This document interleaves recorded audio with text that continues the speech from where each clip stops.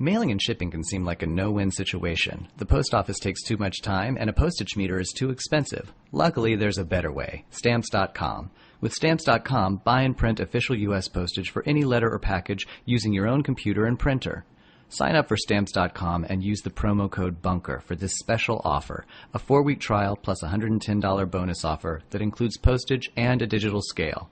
Go to Stamps.com, click on the microphone at the top of the homepage, and type in BUNKER. That's Stamps.com, enter BUNKER.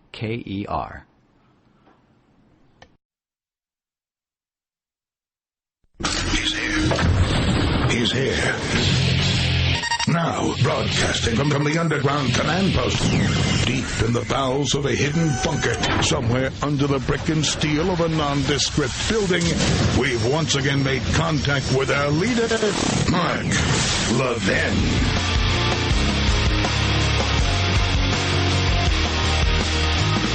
Hello, everybody. Mark Levin here. Our number, 877-381-3811,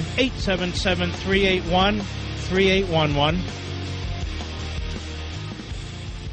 Well, obviously, Friday I was the first out the box on this stuff, and I addressed it thoroughly, but we had the debate yesterday, which Trump won, hands down, in my view. Whether you like him or not, it's beside the point. He won, hands down.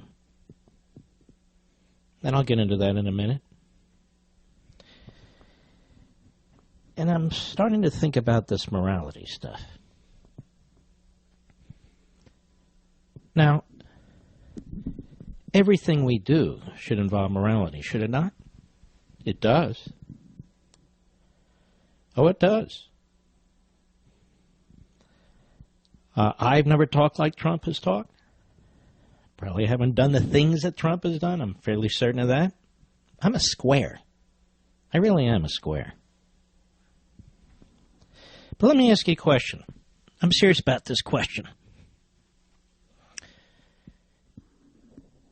If you were alive during George Washington's times, would you have voted for George Washington for president? A lot of people did. He won every single electoral college in every state. Twice. If Thomas Jefferson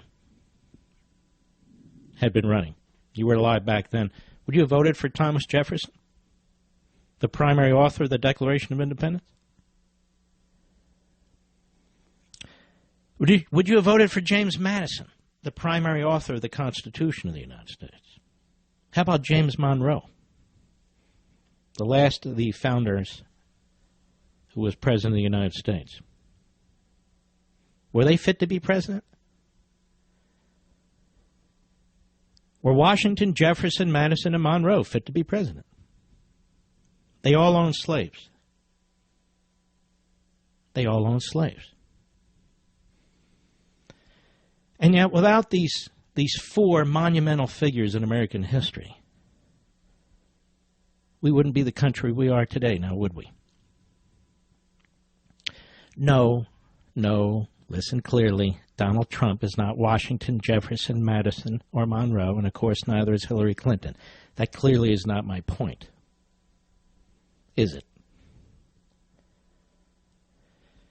And I will underscore my conclusion in a second. Now, you can't go into many cities without having something named after John Kennedy. John Kennedy makes Donald Trump look like a piker. Ever hear of Mimi Alford?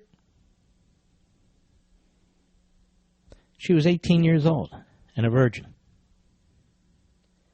Not after she met John Kennedy. He had an affair with her for 18 months. He had affairs with actresses, with a mafia girl, Judith Campbell Exner, with an East German prostitute, Ellen Rometsch, with socialites, with Blaise Starr, a stripper, with Jackie Kennedy's press secretary, with two other secretaries outside his office, with a Swedish socialite. I can go on and on and on. And this is when he was president of the United States.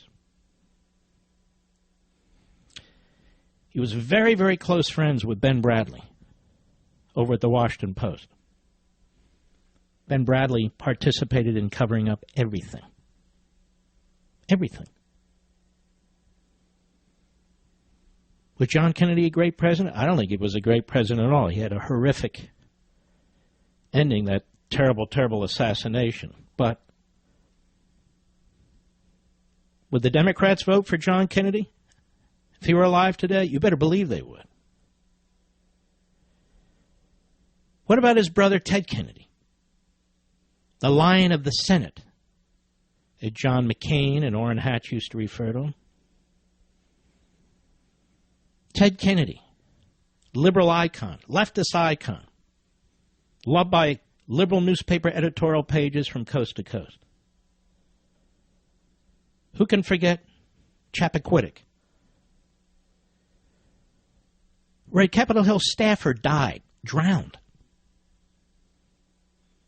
That didn't stop Ted Kennedy from being reelected. It didn't stop Ted Kennedy from serving in the Senate forever. It didn't stop Ted Kennedy from being honored and adored and embraced by the media, by the Democrat Party.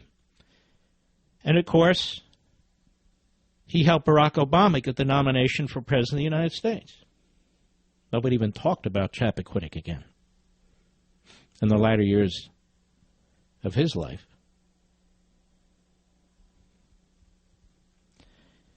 So what do we mean by morality here? Of course Donald Trump had to bring up Bill and Hillary Clinton when the audio was leaked after 11 years on a Friday evening before a big debate on a Sunday. He'd be a damn fool if he didn't. Why is that off limits? Turnabout is fair play. I don't get it. Tom Sowell has a great piece today. He says, Trump talked, Clinton acted, both of them. I'm not defending Donald Trump. I'm trying to understand hypocrisy. The greater-than-thou crowd on the left and the so-called right. This is the final straw. Where the hell were these people months and months ago when people like me were backing Ted Cruz? Now this is the final straw for Paul Ryan. This is the final straw for Kelly Ayotte. This is the final straw for one rhino after another. And, of course, those who say, look, I have to say that I can't be associated with Donald Trump. No, I can't be associated. I'm a conservative. Well, I had to work through this, too. This election is not about Donald Trump, is it? Not for me. We don't have a conservative in this race, do we? No, we don't. He's conservative on some things, but he's not a conservative, and he's not a reliable conservative on some things. But Hillary Clinton is a reliable Alinsky ideologue, period. No question about it. You listen to her in this debate, you listen to her in the prior debate, she's not joking. She's not kidding about a 65% inheritance tax. She's not kidding about massive increases on refugees. She's not kidding about single payer on health care. She's not kidding about massive tax increases. She's not kidding about putting left-wing ideologues on the Supreme Court. And she's reliable about it. She is. You know what this vote's about? Damage control. Damage control. We will have had 8 years of the most horrendous president I can think of, who hates his own country, who hates the Constitution, who's massively built up the power of the federal government, who's eviscerating the military, who's destroying local police departments, who's creating as close to race wars as you can have in this country, who's going outside the Constitution and handing our sovereignty to international organizations and foreign governments. Making permanent change. Permanent. Because even this election can't reverse what he's done. It simply cannot. And I'm supposed to be all upset about this audio stuff. I think what he said is disgusting. And I'll bet he got an earful from his wife, and he should have.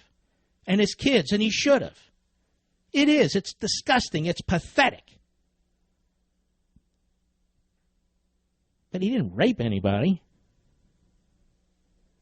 And yes, in this campaign, we have a choice to make.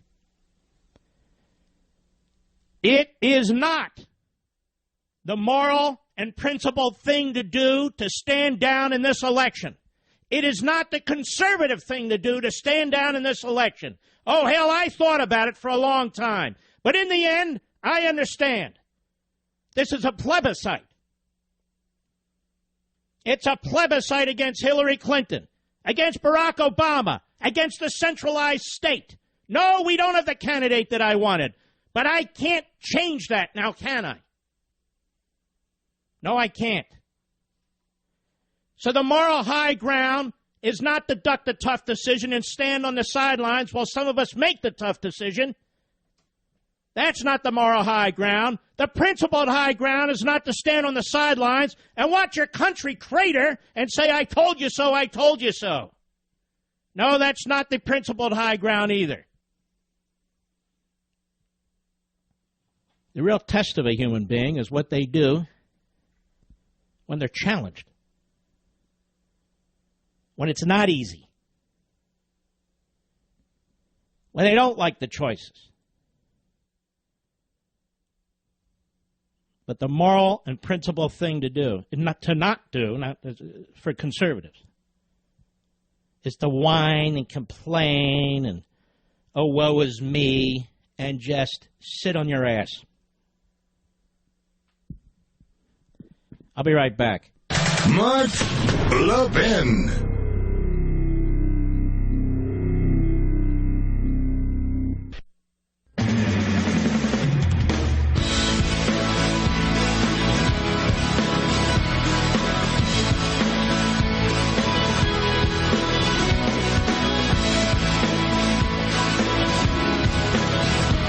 See, folks, I see the whole statist, leftist, progressive agenda as immoral, as destroying our country, what's left of it, as destroying this republic,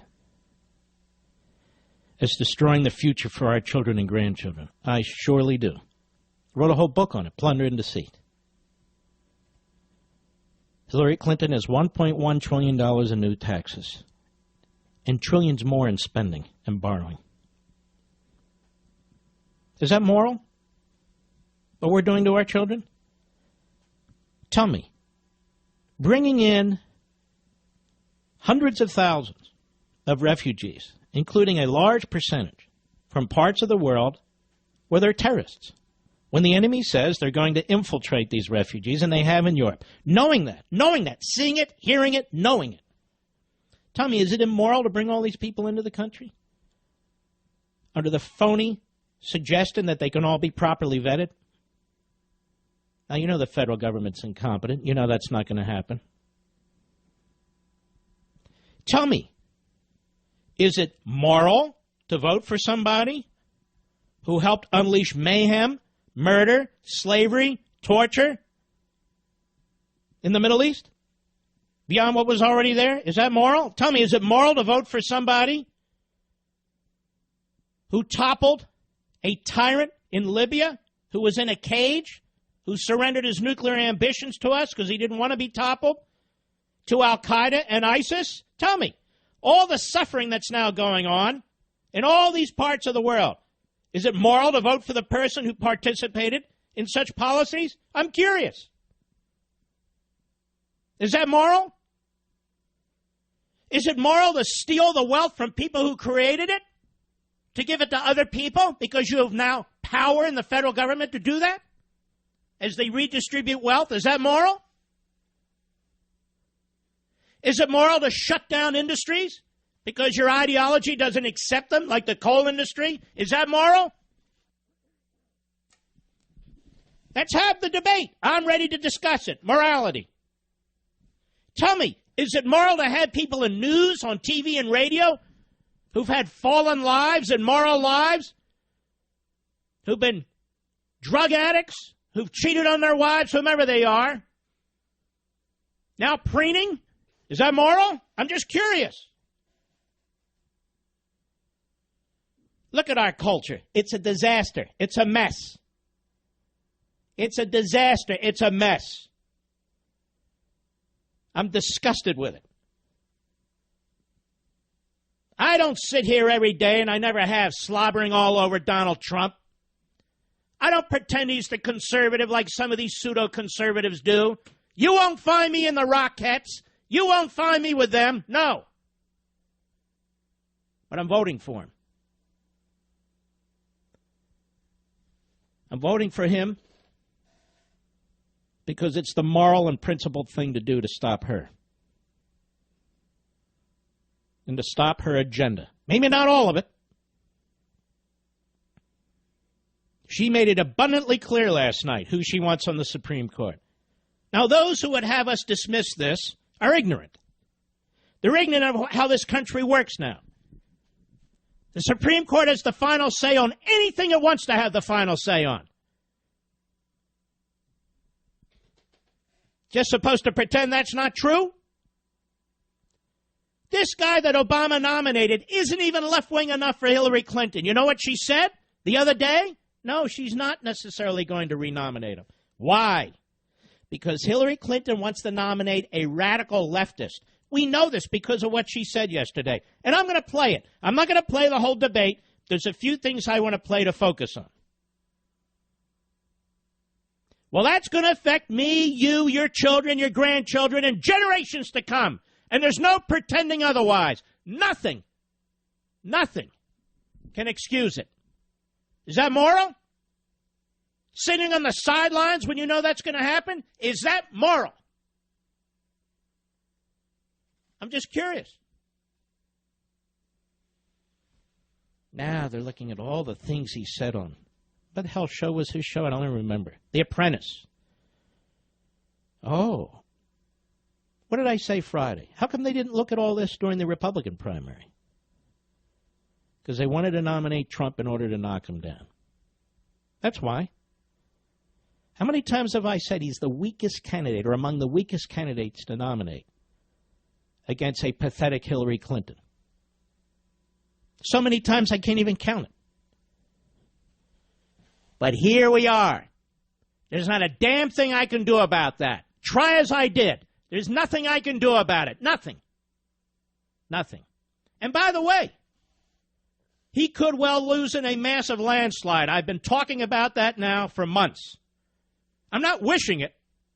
And he could take the Senate with him. Or the Senate could take him with him, based on how they've conducted themselves. And maybe the House, too. Then what?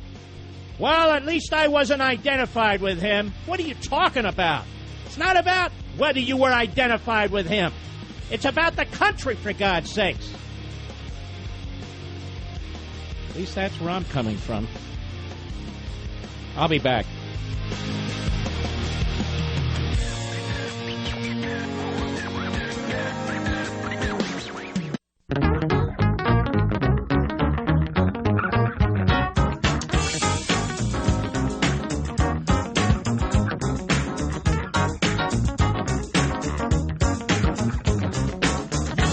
The Mark Levin Show, live and national at 877-381-3811. Mark, you're so unpredictable. No, I'm not. I'm the most morally consistent, philosophically consistent person in media, period. If you listen to what I say, why I say it, and how I say it, I think it all through. I don't just come on here and blather and kick it around with a couple of guys or kick it around with this side or the other. No.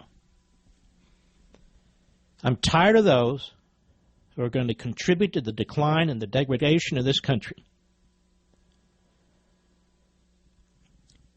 When they look for opportunities to ensure that the radical left, we're not talking about a Democrat party, the radical left will still control, will still have power. Power over my life, power over your life, power over my children's life, and power over the future of this country. And that has consequences. It's bigger than any host, TV or radio. It's bigger than any one of us. And I'll repeat it for the 4 billionth time. I don't think Donald Trump's a conservative.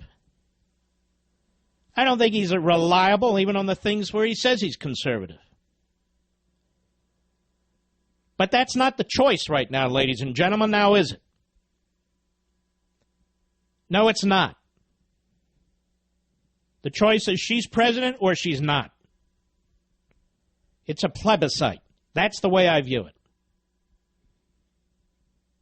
Now, while some people want to stand up and say, you know what, I'm actually taking the moral position. I don't blame, I'm stepping in. Great. Great. And the left will step right into the vacuum. They always do. They always do. We have to analyze each election as they come, every election cycle. This has been a very, very difficult, painful, frustrating, complicated election. This isn't the time to abandon your principles and your morality because we didn't get the candidate we wanted. You got to figure out what's going to happen on January 20th in 2 seconds. Obama handing the baton to Hillary Clinton? I want you to look across the country. I want you to think about the United States military. I want you to think about our local police departments.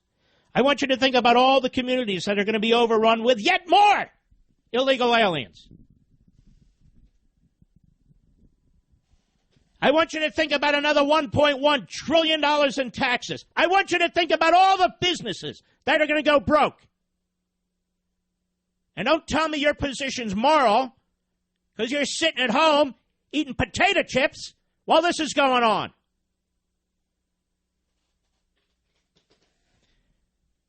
And do not accuse people like me of being unprincipled or immoral because we are in this and we're going to make a tough decision.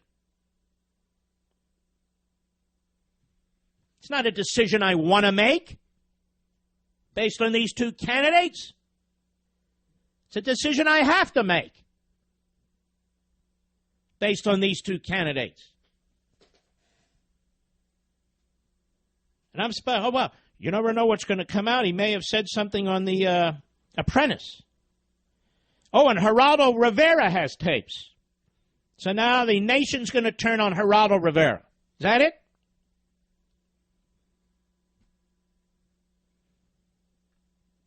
No, that's not it.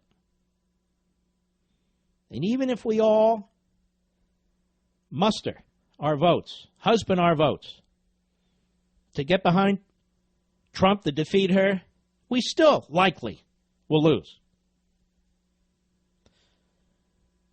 A buddy of mine sent me an email. He said, I forget what he said, but in the end, his comment was, and so here's Trump doing this and doing that. I said, don't worry about it. Hillary will be president, then you don't have a problem.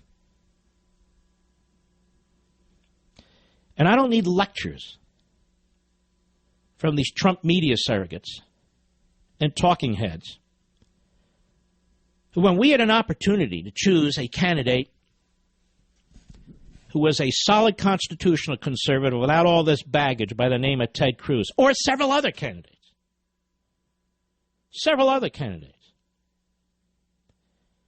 you were carrying the Trump banner. You were carrying the Trump banner. So here's how I see it. It's a little complicated. I watched this weekend as establishment rhino politicians are washing their hands. They've decided that this is beyond the pale. They've actually decided that they don't think Trump's going to win, so they're trying to distance themselves from him. Those people on Capitol Hill, they tolerate a lot of immorality. A lot of them commit immorality every day. And I don't just mean in their personal lives. I mean against us with these massive debts and deficits. And then they tell us there's something wrong with us. Slashing the military in the face of the enemies on the rise. Promising to build the wall and secure the border, which they never do. I can go on and on about these creeps stealing money out of the Social Security system and the Medicare system in order to pay bloated welfare benefits to people who haven't earned them? Oh, very moral up there on Capitol Hill, don't you know? Do they understand there in Congress that the American people despise them? I despise them. Because they stand for nothing. Oh, but here they stand for something. Here, when they actually have power to do something, they surrender the power of the purse. They surrender the treaty power. They, on Capitol Hill, are as guilty of arming the Iranians as Barack Obama. Yes, it's true. It's true. Tell me, what's more immoral? The Iranian deal or those audio tapes? Which is more immoral? Giving the Islamo-Nazi regime in Iran, which has killed American soldiers, and does all these other things you know, and is plotting war against its neighbors, including Israel, and plotting war against us, and seeks ICBMs to put nuclear warheads on. Tell me, which is more immoral? Barack Obama arming up the enemy, or Donald Trump? Which one? I'm just curious. I'm not even defending Donald Trump. I'm defending the country. There's no great savior out here. None. And this is the nature of life, isn't it? Making decisions like this. Making decisions like this. People already have their columns written for after the election. Should Hillary win or Trump win? Or Hillary lose or Trump lose? I told you. Hey, I told you. I said this, I said that. What the hell good does that do? What good does that do? No good at all. Now, we're in the middle of this thing, and in many respects, you and I had nothing to do with where we are right now. In fact, we fought it. We opposed it. And we're here. We're here. And so at some point, you might have to make a decision. You know, what Ted Cruz said, vote your conscience. Vote your conscience. Your conscience is more when you consider it, when you consult it, than how these things affect your reputation as a columnist, as a radio host, as a TV host, as a politician. That's not what he means, consult your conscience. He means consult your conscience about the good of the country. That's what that means.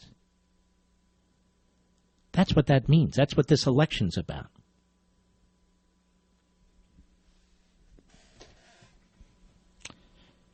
And so I've consulted my conscience.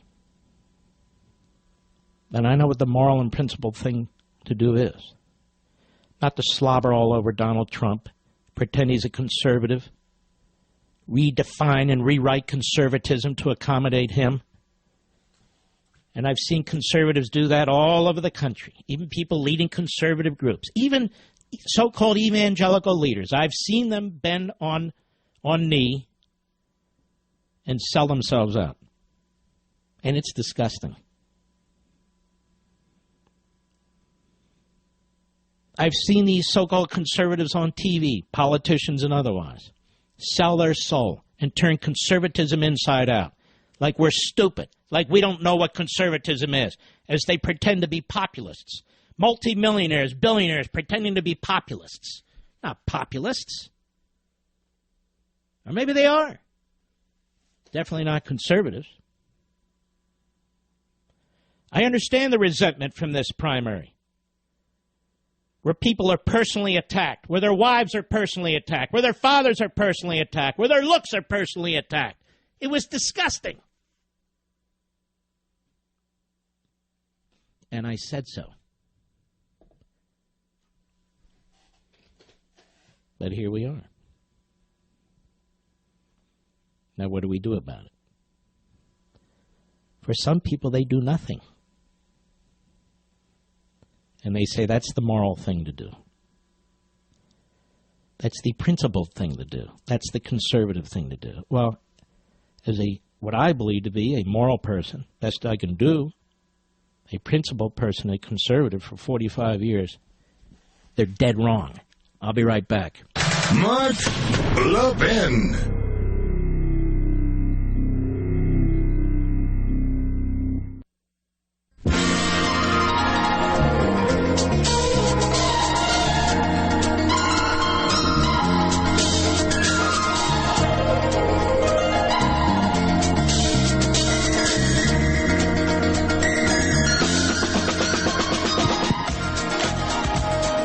Well, folks, we have a hell of a Levin TV tonight. I hope you'll check it out.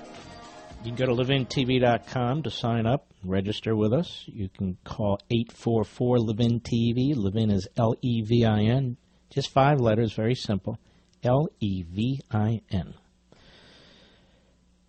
I'm going to break down the debate, among other things. We're going to talk a little bit about conservatism a great deal. And when I say break down the debate, I don't just play clips. I mean break it down. And, of course, the moderators, too. I believe this is the longest Levin TV I've ever done. It's over 70 minutes. No commercials. I don't have teleprompters or what have you. It's me unleashed. But you'll find it, I believe, if you're a Levinite, very compelling and very interesting. And I hope you'll watch it. I hope you have your friends and family members check it out. It's a very, very important Levin TV. We're really, 4 weeks from the election tomorrow?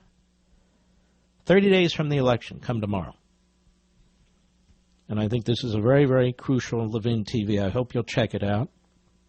And we're on so many platforms now. We got so many exciting announcements to make in the next, I'm told, 2 weeks, that I really think you should get in there while you can.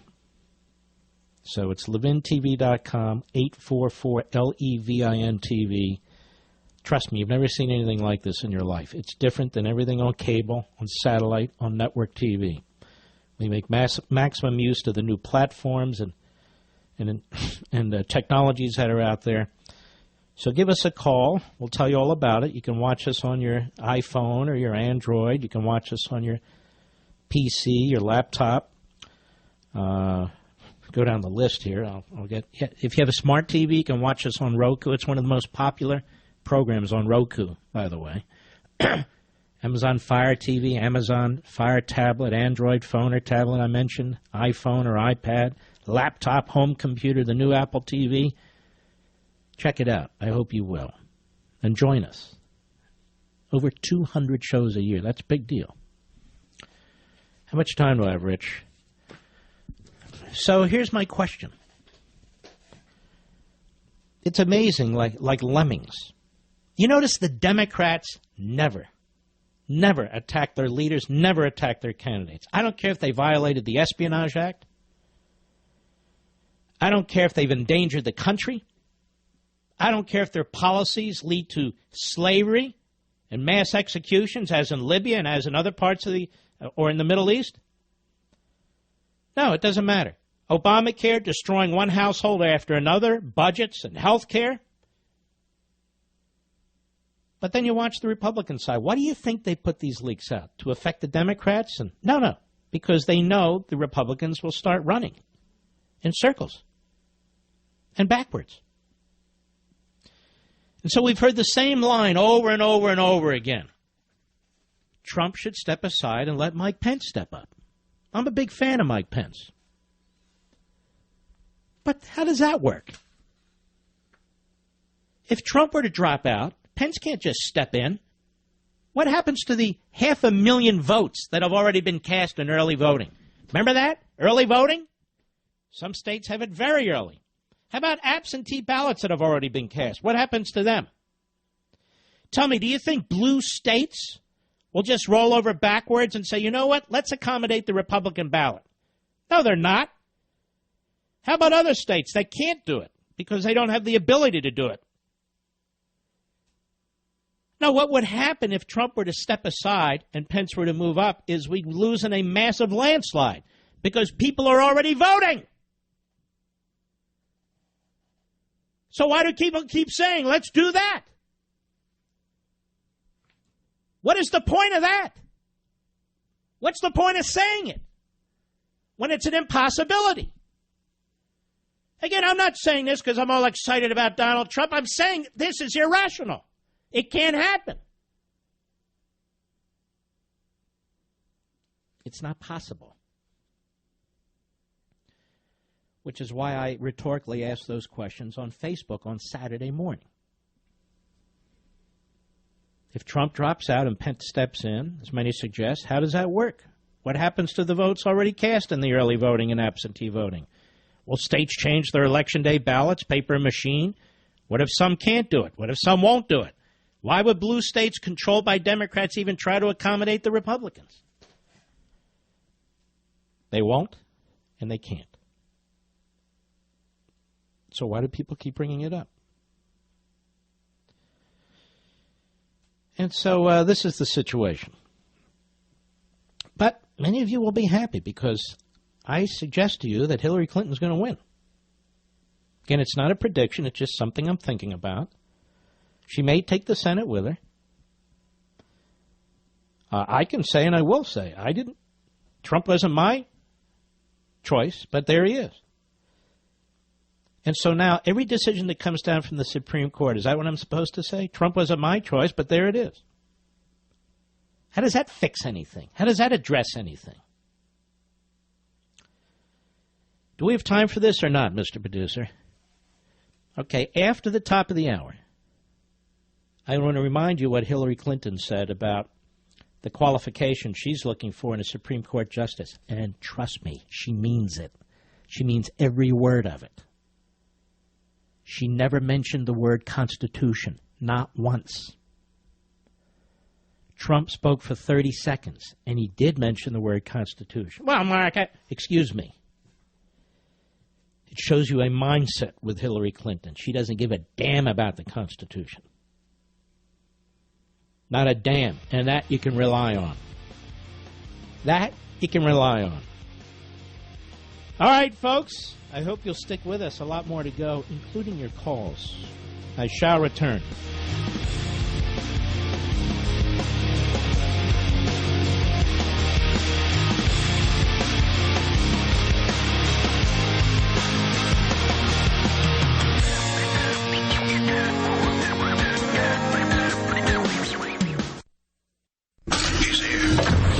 He's here.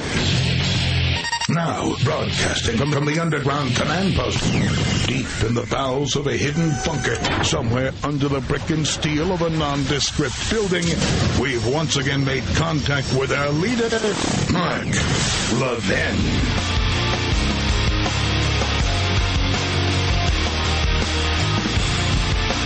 Hello, everybody. Mark Levin here. Our number, 877-381-3811, 877-381-3811. Paul Ryan says he will not defend Trump. He's going to focus on saving the House. I'm not defending Trump either. It's not about Trump.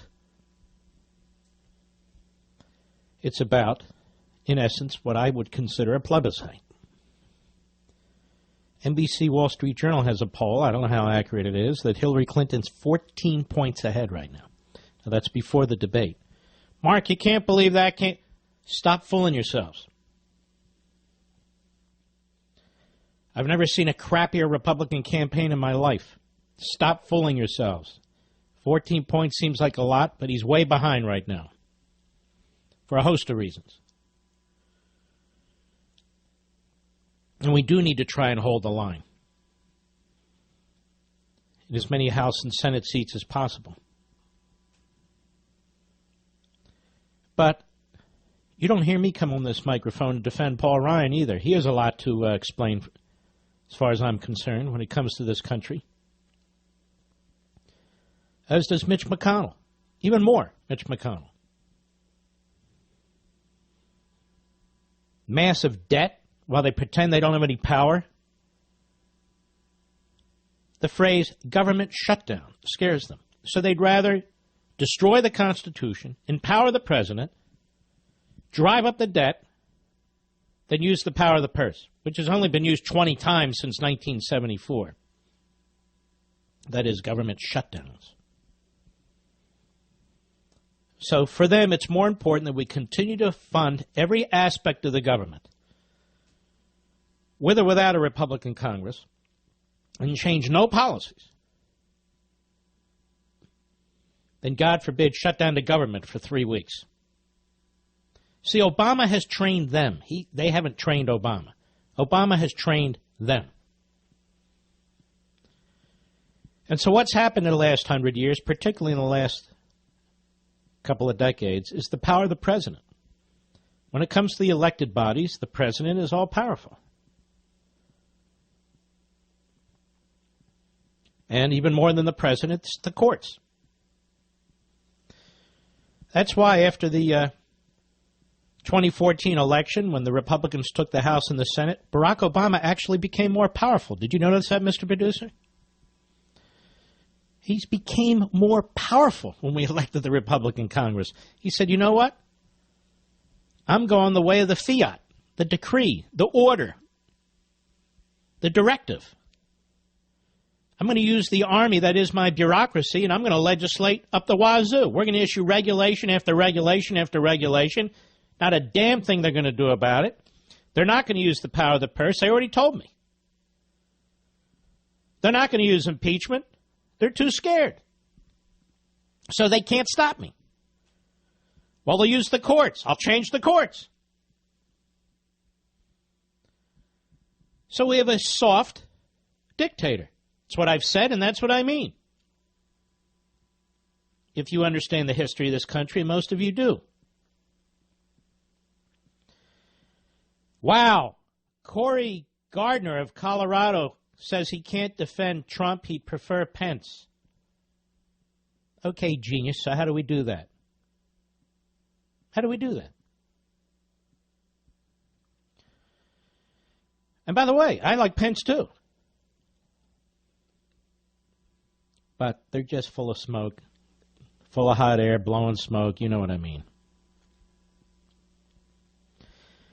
So the Republican establishment has helped empower the president by doing absolutely nothing constitutionally. They've helped drive up the debt. They've helped slash the United States military. They've helped him appoint all these federal judges in the Senate. The Republicans vote for him all the time. Is there a bill in the United States Senate to slash the bureaucracy? Of course not. Is there a bill in the United States Senate for a fair tax or a flat tax? Of course not. Is there any such bill in the United States Congress, the United States Senate or House, to effectively reintroduce constitutionalism into our government? No, of course not. So I will not defend the Republican establishment or any of the people with their big mouths today. So you have a very interesting coalition out here. You've got the entrenched Republican/Whig bureaucracy, including their politicians. You have pseudo-conservatives, people who are perfectly comfortable with Mitch McConnell and John Boehner but pretend to be conservatives and libertarians. An odd way of demonstrating it, I guess. You've got former Bush officials up the wazoo, and some others, earnest conservatives, who are saying, "Look, I'm not. Count me out. I'm voting for Evan What's-His-Face or Dennis What's-His-Face. Or I'm writing somebody in, or I'm going to Florida, whatever." Right. And so it's a very odd group. But they're all, notice they're all moralizers. They're all moralizers. What they're doing is on the right side of God. And yet they're not. Like I said at the opening of the show, the moral position, from my perspective, the principal position, is to do everything you can to put an end to what this Democrat Party is doing after 8 years of Obama. do whatever you have to do, legally, politically, to try and stop it. And even then, it's almost an impossible task. Pretty much. I want you to listen to Hillary Clinton from last night because people are focused on, the sex stuff. They don't want to hear it, but they can't stop listening to it. They don't want to think about it, but they can't stop talking about it. They're grossed out by it, but they want to talk about it. The media's offended, but the media leaked it. The media's offended, but the media can't stop playing it. Hillary Clinton, last night, what kind of a justice would you like, Hillary? Cut 13, go. I want to appoint Supreme Court justices who understand the way the world really works, who have real-life experience, who have not just been in a big law firm and maybe clerked for a judge and then gotten on the bench, but maybe they tried some more cases. They actually understand what people are up against, because I think the current court has gone in the wrong direction. And so I would want to see the Supreme... Now, keep in mind, that would be the court that brought us same-sex marriage. That would be the court that brought us Obamacare. That would be the court that upheld the expansive power of the president when it comes to immigration. I'm not talking about his most recent fiat, but the earlier decision written by Anthony Kennedy. It would be that court. She thinks it's way too conservative. Go ahead. Reverse Citizens United and get dark, unaccountable money out of our politics. Dark, unaccountable money is her lifeblood. So the lies, the hypocrisy, the irony is just beyond belief. Go ahead. Donald doesn't agree with that. I would like the Supreme Court to understand that voting rights are still a big problem in many parts of our country. Well, let me stop you right there. I may be unpopular for this. I have a question. Where are voting rights a problem in this country? Where are voting rights a problem in this country? You see, the Voting Rights Act, this government, the Obama administration, had the opportunity to present evidence to a federal district court, to appellate courts, and to the United States Supreme Court in particular, that states or a state is involved in systemic voter discrimination based on race. And you know what the Obama administration came up with, folks? Nothing. Zero. A goose egg. There's no evidence of systemic voter discrimination based on race in any state. Not one. Now, I know this upsets liberals because they hate America and they just can't stop. But they had a chance to present their evidence and there wasn't any. Now, that doesn't mean an individual still can't bring a lawsuit. An individual under the remaining part of the statute still has the right, still has standing in federal court to demonstrate if they believe they've been discriminated against at the ballot box as a result of their race, and they can bring a case. Or a group of individuals can bring a case. But the court said, look, the government can't keep nationalizing states when it comes to elections unless they have evidence that there's something going on. Oh, well, we can't have that. No. The Civil Rights Division of the Justice Department, that would be the Uncivil Rights Division, needs to control the states. Because the liberals want to control. What did I say at the beginning of the show? The liberals want power, they'll do anything for power, and they know how to use power. Unlike the Republicans, who are pathetic. Pathetic. Go ahead. Don't always do everything we can to make it possible for people of color and older people and young people to be able to exercise their franchise.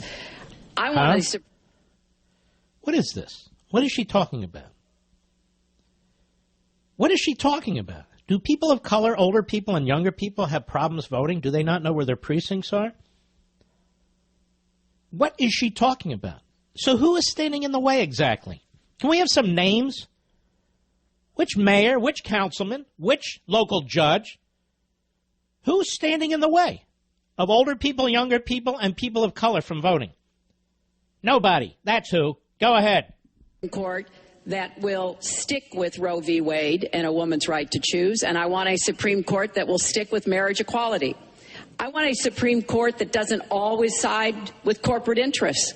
I want a Supreme Court that understands because you're wealthy and you can give more money to something doesn't mean you have any more rights. In other words, she wants a Supreme Court full of Hillary Clintons and Barack Obamas and Saul Alinsky's. Okay? She wants leftists on the court, and that's what she's going to nominate. This is a big deal. The institutionalization, and I've written about it many times in many of my books, the institutionalization of the leftist agenda in the Constitution itself, which makes it immune from your vote in the future, which means Congress can't do a damn thing about it in the future, even if it wanted to, because the Constitution then reflects the left's ideology. It doesn't reflect what it was intended to reflect. Not once does she mention the Constitution. Not once. Now Trump's answer. Cut 14, go. I am looking to appoint judges very much in the mold of Justice Scalia. I'm looking for judges, and I've actually picked 20 of them, so that people would see highly respected, highly thought of, and actually very beautifully reviewed by just about everybody, but people that will respect the Constitution of the United States. And I think that this is so important. Respect the Constitution of the United States. Hillary never said that, not once. So she's told us what she intends to do. We already knew it, but now she's bragging about it. Now, let me ask you a question. If the Democrats take the Senate, and they take the Senate by a significant amount, don't you think 3, 4, 5, 6 Republicans will fall in line? The Susan Collinses, the Lindsey Grahams, the John McCains, you bet they will, because they have in the past, when they are in election years, where they're home pretending they're conservatives and then come back to Washington and they are what they are. This is a big deal. And there's other big deals, too. I'll be right back. Mark Levin.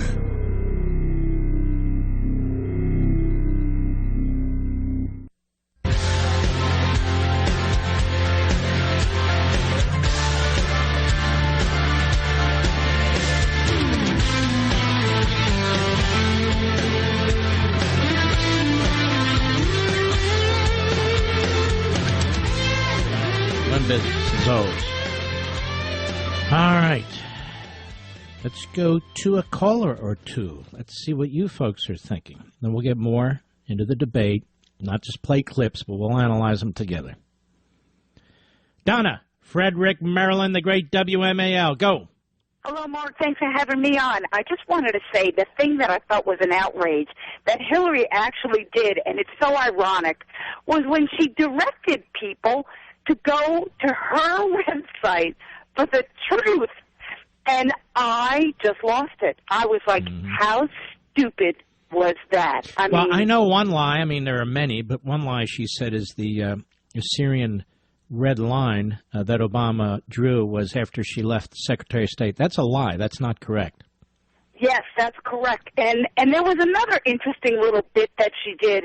It was with the Lincoln comment and it was revealing about her, where it's okay to tell some people one story and some people another.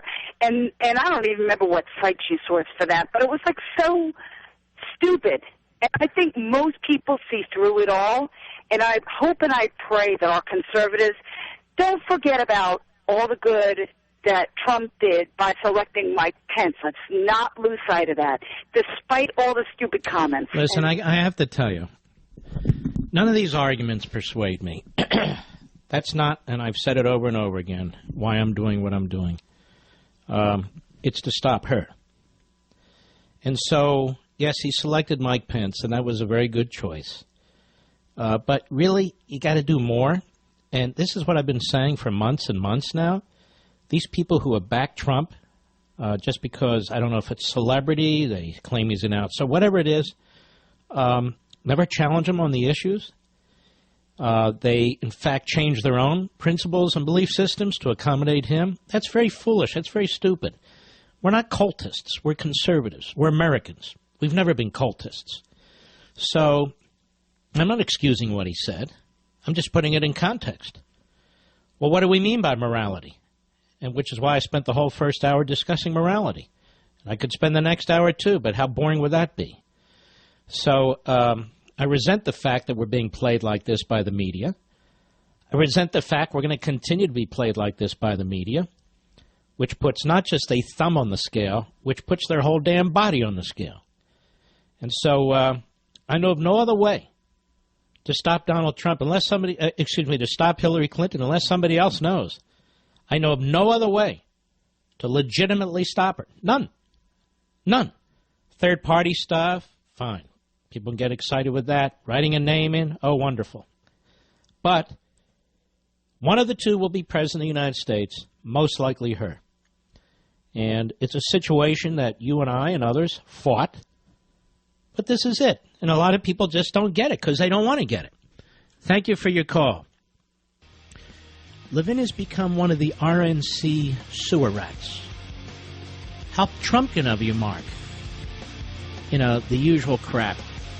The usual crap. All right, we'll be right back.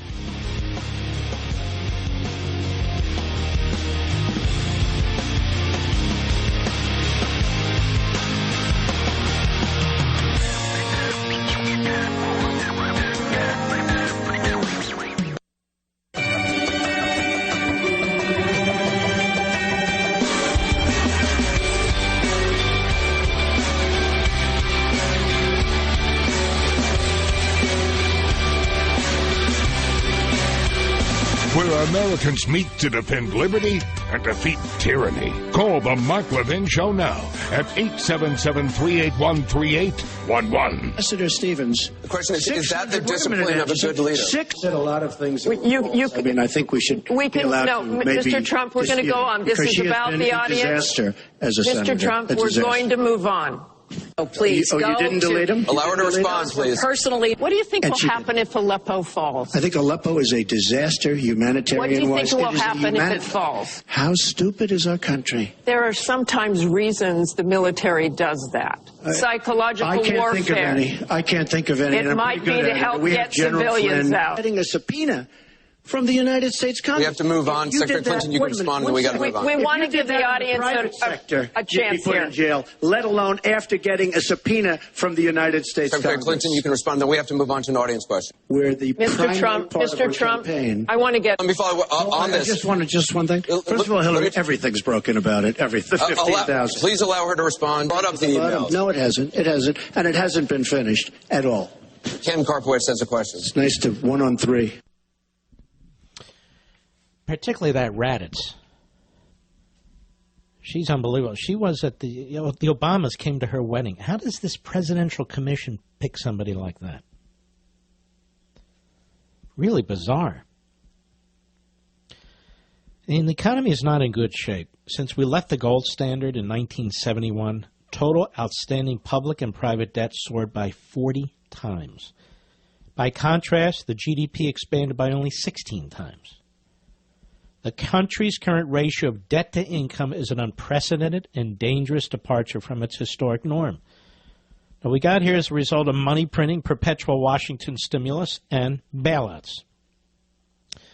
Now, according to David Stockman, former director of the Office of Management and Budget under President Reagan, the meltdown of 2008 was spring training for what's coming next. Now, if you believe, like I do, that something wicked this way comes, then call Goldline and acquire the recognized safe haven asset that's been valued as a storehouse of wealth for centuries. Gold. Goldline's the only gold company I trust. They've been in business since 1960. You stay in business for 55 years because you're the best and most transparent at what you do. So please call Goldline. They're there right now. 1-877-365-COIN. Don't wait. That's 1-877-365-COIN. Read Goldline's important risk information to see if buying gold is right for you. That's 1-877-365-COIN, 1-877-365-COIN. What a great company. and a great time to act, quite frankly. Rick, Brookville, Maryland, the great WMAL. Go. Good evening, Mark. You know, last night Mrs. Clinton offered up a couple of words. I don't know if she intended to or not, but what a tell it was on her leftist worldview, and that is she said something along the lines of Trump isn't somebody that should be in charge of the law. And if that just doesn't tell you how leftists look at the law like a weapon to be wielded, if it doesn't suit their ideological means, then it needs to be changed, it needs to be modified, or it just needs to be ignored. She sees no objective standard to which she's to be held. Mm-hmm. And they use language the same way. That's why they say some of the things that they do. All right, man. That's a very good call. I appreciate it. Let's continue. Bob, Huntsville, Alabama, the great WVNN. Go. Hey, great one. If the Republicans and the conservatives can't unite and back Trump against this Democrat candidate, when the heck will they ever? Well, I don't know. I mean, you have an opponent like Hillary Clinton after 8 years of Obama. She served in his administration. There's no daylight in terms of the differences of viewpoint, one to the other. Unless, of course, Hillary's even to the left of him. Over there with Bernie Sanders. Oh, they're all on the left. She's told us what she's going to do to the court. She told us what she's going to do with taxes. She's told us what she's going to do to the economy. She's told us on and on and on what she's going to do. And so, as I said, for me, it's not even a matter of uniting around Trump as it is a matter of uniting against her. Right. All right, Bob. Thank you, sir. Yep. Eleanor, Los Angeles, California, 8:70 a.m. The Answer, our great affiliate there. Go. Hi, Mark. I liked what you said earlier about the Democrat Party playing us, because that's exactly what they're doing. They're using sensationalism. They're using class warfare. Their arguments against Trump are his business, his success, his wealth, the fact that his father gave him money, that type of thing. It's a whole class warfare of he is the enemy. They're talking about sexism. And the American people, anybody who has a problem with what he said, has to be honest with themselves. What are you watching on television? What movies do you go see? What have you, a man, said to another man about a woman? Well, let's slow down a second. I've never said anything like that to anybody.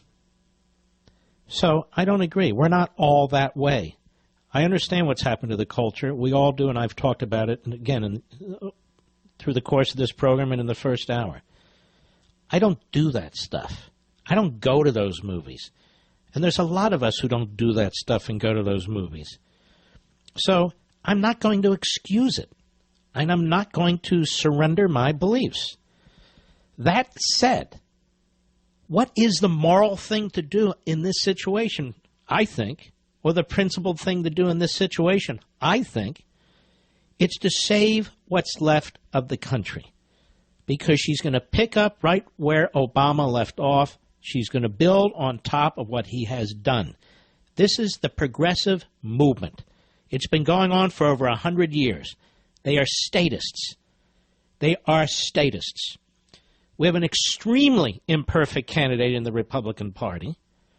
He said things I would never say, as a matter of fact, Eleanor, I never have said. And he's done things I would never do.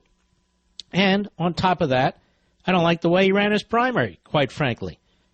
But there's nothing I can do about that, since more Republicans voted for him than for anybody else. So that's the situation. So what do? We keep pretending that we can do something else? Do we keep pretending that we're so offended by him and less offended by her? So, everybody's going to make their own decision. And I'm just expressing mine. Thank you for your call. I appreciate it. But I'm not joining in with the Rockettes here. That's not going to happen. Those guys and gals have to live with themselves. James, Las Vegas, the great KDWN. Go. No, it's an honor to be on with you. You talked briefly about Thomas Jefferson, the immorality of intergenerational debt. He talked about how it needs to be expunged every generation. And as you mentioned in Plunder and Deceit, and as Noah mentioned to you last year, we have $225 trillion of debt, of fiscal operating debt, and of unfunded liability debt. That's $1 trillion a year from every year since the Constitution was ratified in 1791. That's 11 times our gross domestic product. This is immoral. This, plus with the Iranian nuclear deal, Wendy Sherman was a chief negotiator with North Korea and with Iran, and with the uranium reserves that we have sold out. This is going to harm Jack and Norma's great-grandchildren, Chase and Lawrence Sloan. This affects all of us. Tens of millions of children are going to hang under these umbrellas that have enshackled our rising generations. And this is horrific, Mark. I just wanted to emphasize that. And we love you. And you, as always, you do a great job, Mark, and we support you 110%. And it'll be great. The entertainment capital of the world and boxing capital of the world here at Thomas and Mack Center. We'll see what happens, but Trump's got to bring these things home because this endangers all of us, Mark. So thank you so much. Well, you're quite right, James. I agree with you. Might be too late, though. Thank you for your call. But I don't know if it is or not. I just feel like he's way behind now. And because of him. Oh, the liberal media, of course, because that's what they do. But the leading never-Trumper, as I've argued for some time now, seems to be Trump himself. But he did an excellent job in the debate. He did an excellent job in the debate. And if people said they didn't, they're either partisans or they just hate the guy. But he did an excellent job in the debate. I thought he nailed it, and he nailed her. You know, people will sit there like they're scoring a a high school debate. Well, 2 points for this. It doesn't work that way. He didn't, quote, unquote, leave anything on the table that I could tell. Certainly not much. Let us go to Jeff, New City, New York, the great WABC. Go. Hi, thank you for taking my call. Just one point that struck me last night when Hillary was saying that she is out to help the Latinos. She said actually her first job was to help Latinos. And I was like thinking, wow, let's hear what that was. And she's saying that the first job was to help Latinos in Texas to register to vote. And I'm like realizing like she was not out there to help no Latinos. She was there to make the Democratic Party get them more voters. Of course. That's what they're all about. Are you Latino, sir? No. But that's what she's all about. How has she helped Latinos? Right. How has she helped black Americans? I'm serious about this. She said last night that her name was on 400 or 500 bills as a sponsor. So what? That means she threw her name on a bill so she could go home and campaign and say, look, I did this, but they wouldn't give me a vote, or whatever. She didn't lead on anything. She never has. All right, Jeff, thank you for your call, sir. Terry, El Paso, Texas, the great KTSM. Go. Hello, Mark. The things that I object about Hillary is the deal her and Obama made with Iran for $1.8 billion to pay for hostages when her State Department 1.7, but who's counting? Okay. Right? Okay. Right. All right. Thank you for your call. Mary Beth, Manassas, Virginia, the great WMAL. Go. Hi, Mark. We love you. First of all, thank you for helping me cook dinner every night. I don't enjoy cooking, and I hem and I haw, and then when your show comes on, then I can start cooking. So thank you for that. Oh, thank you. I don't enjoy cooking either, but I do enjoy eating. Well, what I want to say is that what Trump said on that tape was in very poor taste, for sure. But the media is trying to take words spoken in poor taste in a private conversation and raise it up to the level of outrage. But it is not outrageous. It does not outrage me. It makes me think, oh, wow, that was in poor taste. I'm a Catholic woman. I'm a homeschooling, stay-at-home mother of 8. I'm conservative through and through. Do you know what does outrage me? It's what Hillary Clinton says every time she speaks. Outrageous. The things she has done, outrageous. What she wants to do to our country, outrageous. I mean, there is so much to be outraged about at every turn, and this is and you know what? Let's put a fine point on this, Mary Beth. Does Hillary Clinton hate America as it is, pretty much? I think she does. And she spent a lifetime hating America. Does Donald Trump hate America? No, he loves America. No, he doesn't hate America. Does Hillary Clinton have ideological designs on the country where she wants to fundamentally alter it further? Yes. Does Trump have ideological designs on the country where he wants to fundamentally alter it further? I don't think the guy knows what ideology is. I don't think so. I mean, there's certain fundamental distinctions here. It's not that he's a conservative. He's not. It's not that he's reliable. He's not. But he is not an ideological Alinskyite.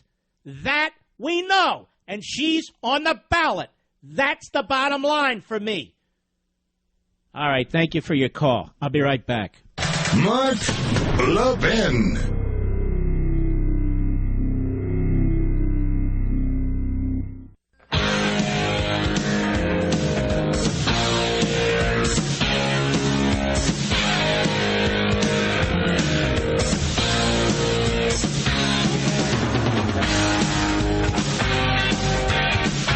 Well, I've said my piece. We'll take some more calls. We'll move on to some other stuff.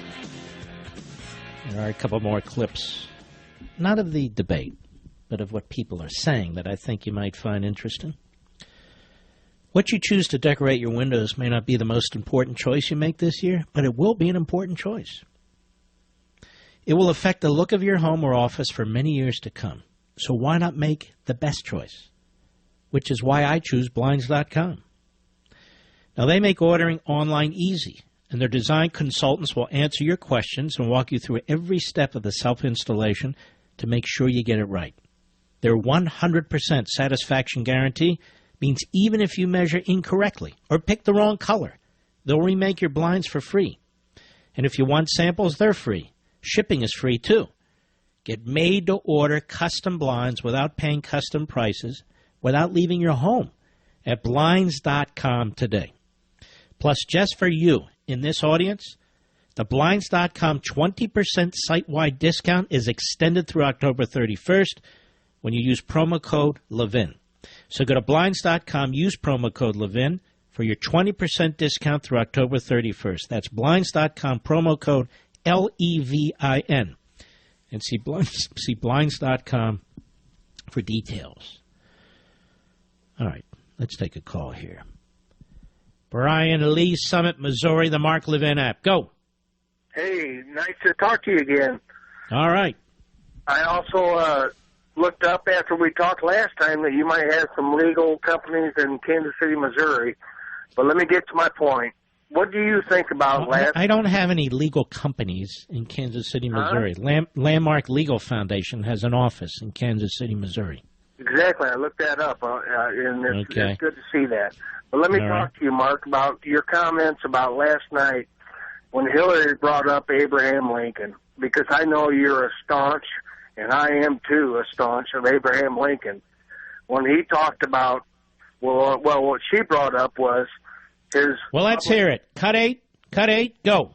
In which you, Secretary Clinton, purportedly say you need both a public and private position on certain issues. So, 2 from Virginia asks, is it okay for politicians to be two-faced? Is it acceptable for a politician to have a private stance on issues? Secretary Clinton. By the way, one face is enough, but just saying. Okay, go ahead. Are you two-faced, Hillary?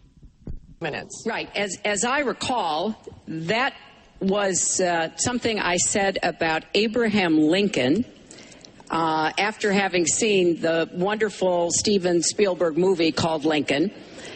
It was a master class watching President Lincoln get the Congress to approve the 13th Amendment.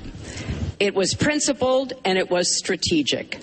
And I was making the point that it is hard sometimes to get the Congress to do what you want to do, and you have to keep working at it. And yes, President Lincoln was trying to convince some people. He used some arguments. Convincing other people, he used other arguments. That was a great, I thought, a great display of presidential leadership. And Trump went in for the kill. And Trump said, now she's blaming Abraham Lincoln, Honest Abe. And that's the difference. Honest Abe and you lie was a great line. In fact, that might be a line that people will remember for some time, right up to the next debate. And so we shall see. The next debate is, about a week or so in Las Vegas, Nevada. Is it next Wednesday? All right, it's next Wednesday. So, of course, 9 p.m. Eastern, I take it. So it'll be after this program on Wednesday as well. All right, you can call us. Tell us if you agree with me. Tell us if you disagree with me. We're going to hit some other subjects here in our final hour as well, so don't go away. And I'll be right back.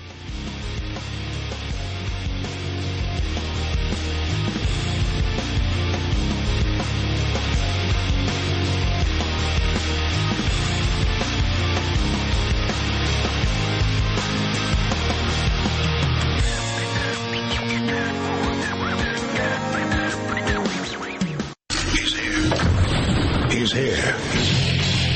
Now, broadcasting from the underground command post, deep in the bowels of a hidden bunker, somewhere under the brick and steel of a nondescript building, we've once again made contact with our leader, Mark Levin.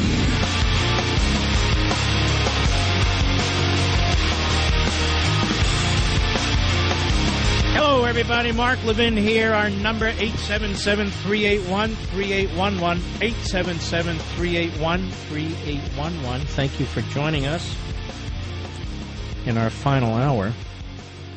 I don't mean forever. I only have 9 years to go. Can you believe that, Mr. Producer? 9 years. Oh, your ratings must suck. Oh, yes, that's why we're sign up for 9 more years. We're going strong. Despite the threats of boycotts, my radio show, the threats of boycotting Levin TV, we're going very, very strong. And I want to thank everybody for that. Here's MSLSD's Joy Reid last night on MSLSD, as you can imagine. Cut 5, go. My father came to this country from the Democratic Republic of Congo, and we weren't that close, but we definitely talked about the Congo and the politics there. We need to not speed past the point that an American candidate for president threatened to jail his political opponent. This is something that Human Rights Watch, that Amnesty International is investigating in the Democratic Republic of Congo right now, because as of this summer, a political opponent of the current leader was put in jail on charges. This happened. Really? Would it be like, the attack after Governor Bob McDonnell of Virginia? How about Dinesh D'Souza? Does that bother Joy Reid? Does she even know who these people are? Does she care? No, she's a left-wing kook hack. Hence MSLSD. There should be a special prosecutor investigating not only Hillary Clinton at this point, but the goings-on at the Justice Department, at the top of the FBI as well. Oh, I really believe that. Not to get, political or even scores or anything of the sort, but something took place here and it was very bad, and somebody needs to get to the bottom of this. I believe this is the first administration in a very, very long time where there's never been a special prosecutor or a special counsel. Because the left doesn't do that sort of stuff. What about Clinton, Mark? There was a statute, the independent counsel statute. There's no such statute now, and I'm glad. I didn't like the way that statute was set up. It had a hair trigger on it. But this isn't about a hair trigger. Jim Comey, in the light of day in front of the American people, is a cover-up artist, as is Loretta Lynch. The institutionalized corruption and cronyism, and I would argue illegality in this administration, needs to be addressed. Congress can address it. Plus, I do believe there should be a special counsel appointed to get to the bottom of this and find out what took place, because it stinks to high heaven. I'm sorry, lady, this isn't the Congo. It's America. And if we don't get to the bottom of this, then maybe it will be more like the Congo. But the rule of law needs to be respected in any civil society. Now, let's move along here. We have Patty Salas Doyle, Hillary Clinton's 2008 campaign manager. Very upset about what was said about Hillary Clinton in connection with her husband, B.J. Bill Jefferson. Cut 2, go. Bill Clinton's not on the ballot. He's not on the ballot, and... So what? So what if Bill Clinton's not on the ballot? He'd be the first man, the first predator in the Oval Office, wouldn't he? If Bill Clinton's not on the ballot, Bill Clinton's not on the ballot. Just listen to these phony left-wing feminists. Go ahead. Was the one who was cheated on. She was the victim. She was the one who was... Oh, poor Hillary. I hit this, when was it, Friday? Poor Hillary's the victim, you see. Not the victims who were raped, sexually assaulted, abused. They're not the real victims. You can see Patty Salas Doyle, Hillary's 2008 campaign manager, what a great feminist she is. Bill Clinton's out there campaigning for Hillary Clinton. But it's not about him. Hillary Clinton was in charge of the war room that smeared any woman who dared to come forward. We know the history of this. So, of course, she's involved. She doesn't care about women. She cares about herself. Go ahead. Well, I think Juanita Broaddrick would say she was the victim if this happened. Right on. We don't know what happened. It was never proven that it happened. But Bill Excuse me, big mouth. I thought the position of the feminist movement was an accusation is enough. Even more. Bill Clinton personally and directly has never denied it because he doesn't want to be sued. Just jerks like you muddying the water. What a fraud. And you know what? Jake Tapper is a decent journalist. I don't always agree with the guy, but I think he's decent. Go ahead. The ballot, and to try and blame the wife for the sins of the husband, for me, for a lot of... No, we're blaming the wife for the sins of the wife, you moron. There's a reason why Broderick and Jones and Willie and the rest, scores of them, despise Hillary Clinton. Patty Salas Doyle, you're a disgrace. Absolute disgrace. You're a cover-up artist. Politics and power. That's all they care about. Politics and power. Truthfully. And why are they mad? They're mad because of this. Cut 7. Go. That was locker room talk. I'm not proud of it. I am a person who has great respect for people, for my family, for the people of this country, and certainly I'm not proud of it. But that was something that happened. If you look at Bill Clinton... By the way, this snorting is annoying, isn't it, Mr. Producer? Go ahead. Minor words, and his was action. His was what he's done to women. There's never been anybody in the history of politics in this nation that's been so abusive to women. So you can Well, it could have been John Kennedy. Maybe he's up there. But we're not allowed to say that. I wonder if they'll change out all these John Kennedy names all over the place. You know, like they do the Confederates and so forth, Mr. Producer? Given John Kennedy's abuse of women? Oh, yes. Married women. Married women. He bedded many, many married women. An East German spy. You know, all that sort of stuff. And yet Chris Matthews over there at MSLSD. 3 drinks a day, Chris. Or is it 3 drinks a minute, Chris? That's his great hero. Go ahead. Way you want to say it, but Bill Clinton was abusive to women. Hillary Clinton attacked those same women and attacked them viciously. 4 of them here tonight. One of the women, who is a wonderful woman, at 12 years old, was raped at 12. Her client, she represented, got him off, and she's seen laughing on 2 separate occasions, laughing at the girl who was raped. Kathy Shelton, that young woman, is here with us tonight. All right, that's enough. Now, notice the mainstream media doesn't talk to Kathy Shelton. Why is that? Seriously, why is that? Because they don't want to know anything about Kathy Shelton or any of the rest of them. That's why. And they never did. You and I, a little bit older, we remember that era, the Clinton era, or as they say in Boston, era. You all remember that. One woman after another would come forward. One woman after another would be beaten down just to send the message out there. Don't come forward. Democrats running around saying it's his personal business. What are we doing? Prying into his personal business. I'll be right back. Mark Levin.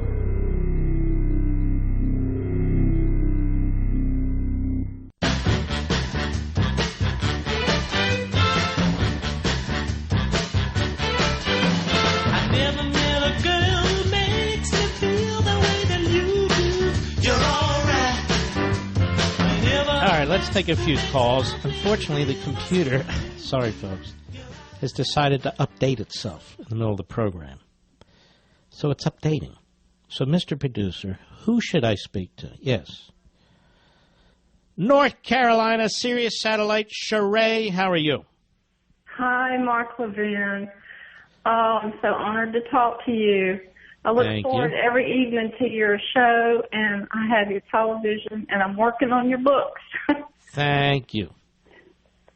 And my favorite part about you is you're an animal lover. Yes, I am. My Barney up there, I'm getting a little nervous. I'm wondering if his back's okay, but that's a separate issue. Oh. By the way, are you on a speakerphone? No. Can you not hear me well? No, it's just echoing and so forth.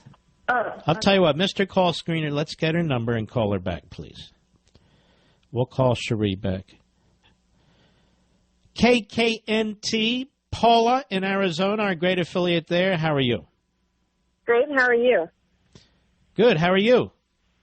I'm wonderful.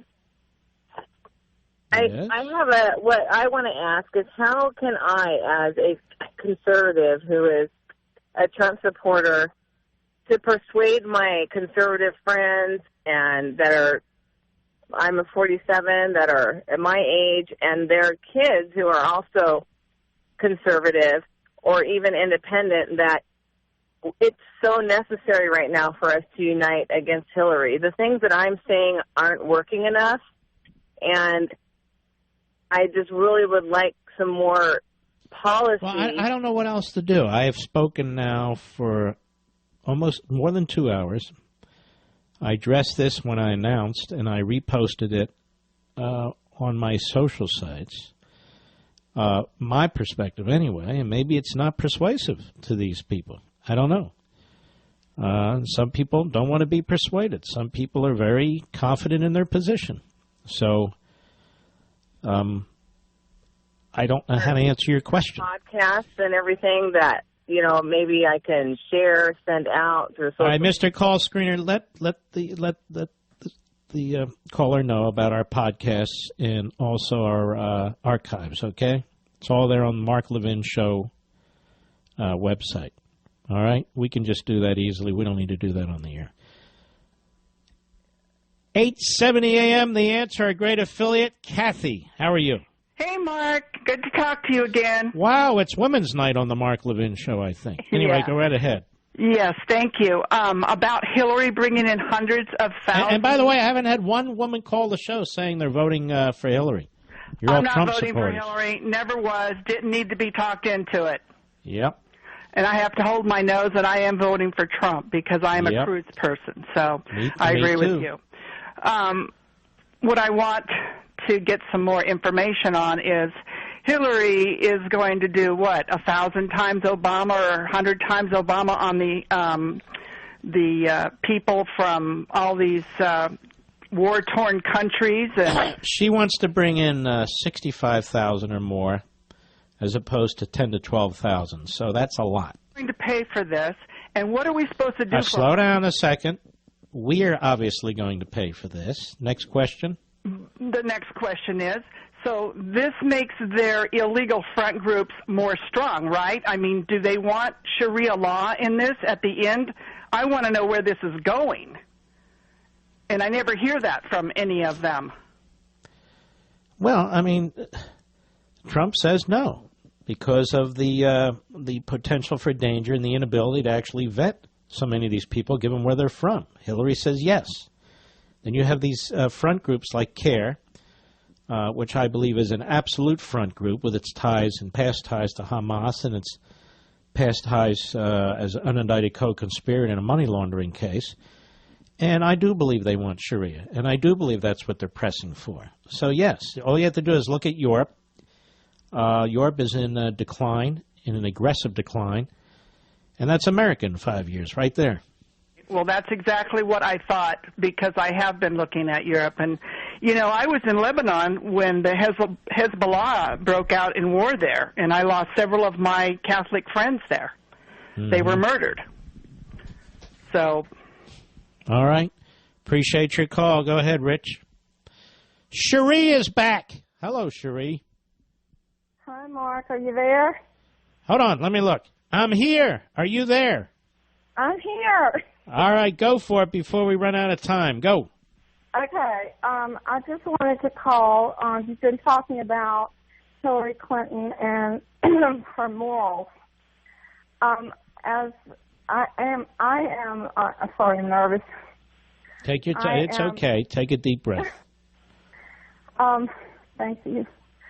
As a survivor of childhood sexual and physical abuse, I just wanted to call out to all of us survivors and applaud Donald Trump for bringing up the issue with Kathy Stanley and Hillary Clinton, getting Mr. Taylor off of her rape and beating her till she was in a coma. And when I saw her, and I've seen her do an interview on the internet, and I've listened to the tape, and I was taken back on how after 10 years she felt about that case, and that she bragged about it and she laughed about it. And as a survivor, it is so hard to speak out and let things be known. And when I saw Trump announce that Kathy Stanley was there, and I also saw him with the three other women and her speaking with just Trump, and I could feel that terror in her when I saw her. She could barely speak.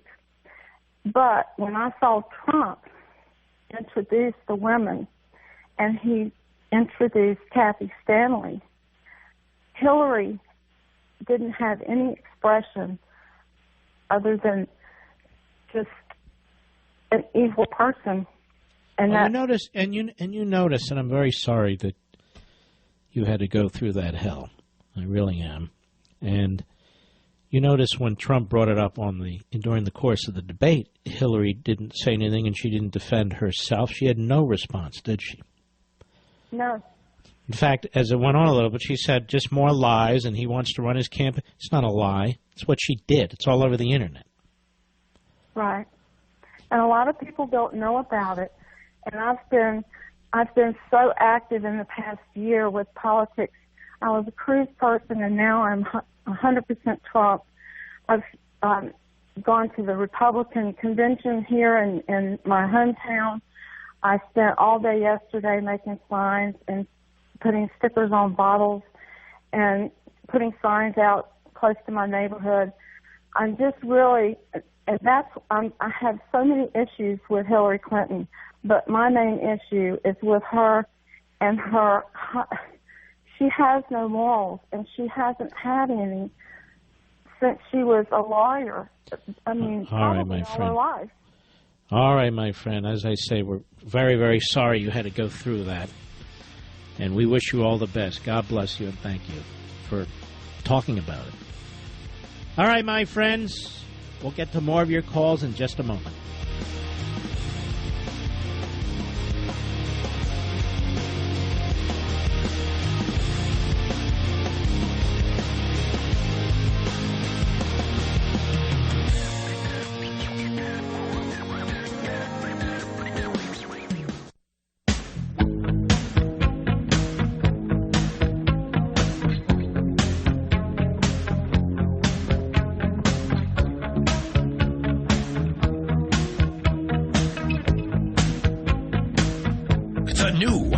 American Revolution starts here.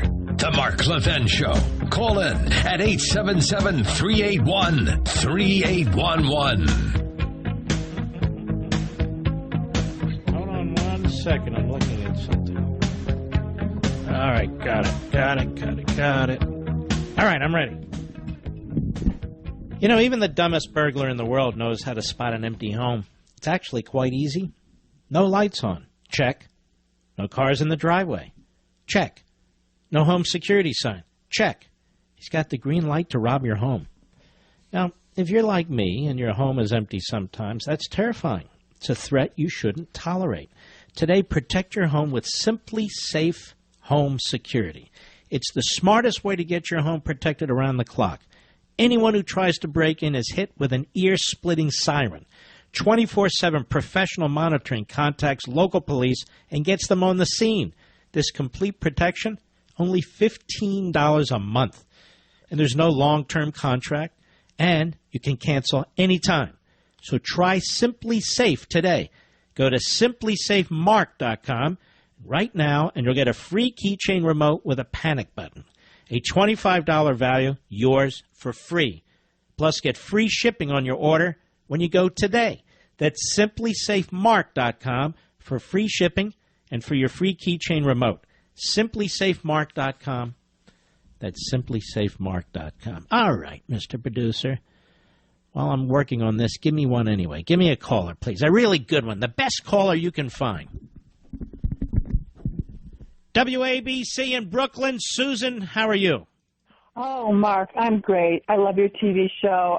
I'm just excited to hear you every night. But I really feel the next big thing he has to do is to expose her hypocrisy on that she's some kind of a child advocate when she has never lifted a finger her whole time in New York State as a senator to free poor children from failing, dangerous public schools. Mm-hmm. She had many opportunities, and in fact, when Bill Clinton was president, he vetoed the opportunity scholarships and vouchers for the District of Columbia students who have the worst schools practically in the country. And even the mayor of just exactly what Donald Trump is saying, the mayor of Washington, D.C. at that time said, we need to do something. And he begged for vouchers. Let me slow down. We have 30 days to go. She's got tons more money than he does. We've got another debate. I believe he's behind. He may be way behind. Do you think this is salvageable? Schools and block. All right, thank you for your call. She can hear me, right, Rich? Okay. Trying to have a conversation. I got it with the schools. I got it. We litigate that stuff at Landmark Legal Foundation. Trust me. All right. Let us go to Mike, Kansas City, Kansas, the great KCMO. Go. Hi, Mark. First, I'd like to say my wife cannot stand talk like, we heard. All right, I'm having trouble Mr. Colstream, I'm having trouble understanding. Talk right into the mouthpiece, please. You hear me now? Go ahead, yep. Okay, Mark. Well, first thing I want to say, my wife is one of those women who really can't stand the kind of talk Donald did. I mean, I hear it from her. But I'm going to tell you this. There's no way in hell she'd vote for Hillary Clinton. She loves our children. She loves our grandchildren. She'd vote for almost the devil himself rather than what this woman can do with the Supreme Court she's going to pack, what kind of edicts she will send down with the executive branch, and the power that they're using right now for the last 8 years of the bureaucracy. Our kids' freedoms are going to be hard to get back. Even with the Convention of States, it's going to be a real battle. Well, I think the people who are saying that as a matter of morality and principle, we should not vote for Trump as the Republican nominee are going to be perfectly fine then on election day and thereafter, because she will be elected. And I believe now, and I could be wrong, and I hope I am, that that's more likely if I were betting. That's my guess. It's pretty likely, but I guess this poll. And you know, there's no excusing him and his campaign too, because for the longest time they were screw-ups. Yeah, that's true. That's true. Nobody else to blame but them and the pom-pom girls, as you say, pom-pom boys and girls. Well, they were way out early on. Thank you for your call, my friend. Let's continue. Let's go to Chris, Long Island, WABC. Yes, go ahead. How you doing, Mark? Thanks for taking my call. I Yes, think get straight to it. I think it's hysterical that people can say that Hillary Clinton is at all a role model for, you know, women, young ladies, or whatever. I have two sisters. If one of their husbands was Bill Clinton, they'd be the hell out of that relationship. How she stands up for him and against his victims, I mean, that's not saying much for, you know, for women around the world to, you know, as her as a role model is ridiculous. Yeah, but you know what kind of bothers me about all this, of course, is a lot of the Republicans who are on that stage, don't you think right now they'd be beating her badly politically? She'd be the one way behind, don't you think? Absolutely. That's what's even more pathetic. But we do what we can do, right? Yeah. You know, unfortunately, it's not enough, especially when, you know, they're running everything. They're running the whole show all around. All right, my friend. Thanks for your call. Slip in a few more here. Sean, Monticello, Indiana, Sirius Satellite. Go. Monticello. Hey, Mark, thank you for taking my call. I appreciate it. Yes, sir. Go right ahead. My wife and I, we listened to the audio tape with Billy Bush and Trump Sunday night.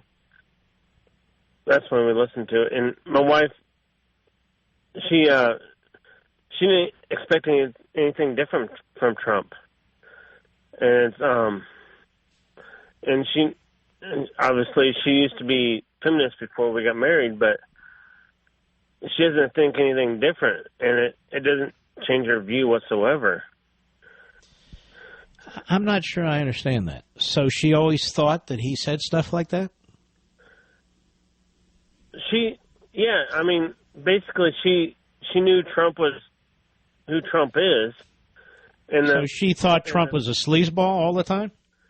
No, not sleazeball. Just talking about cheating with married women? That's not regular average at all.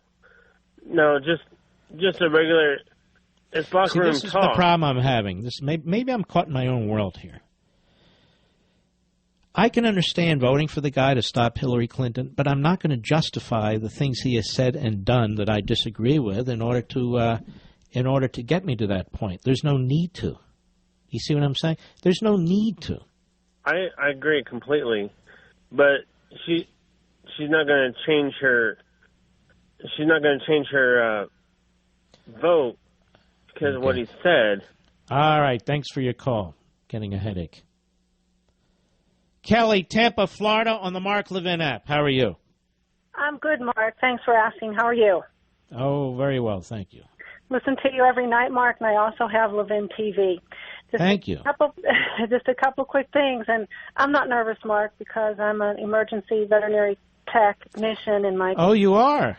Well, it's a second. It was actually my first career. I'm not anymore. All right, let me slow down. I have a question for you before you ask me your question.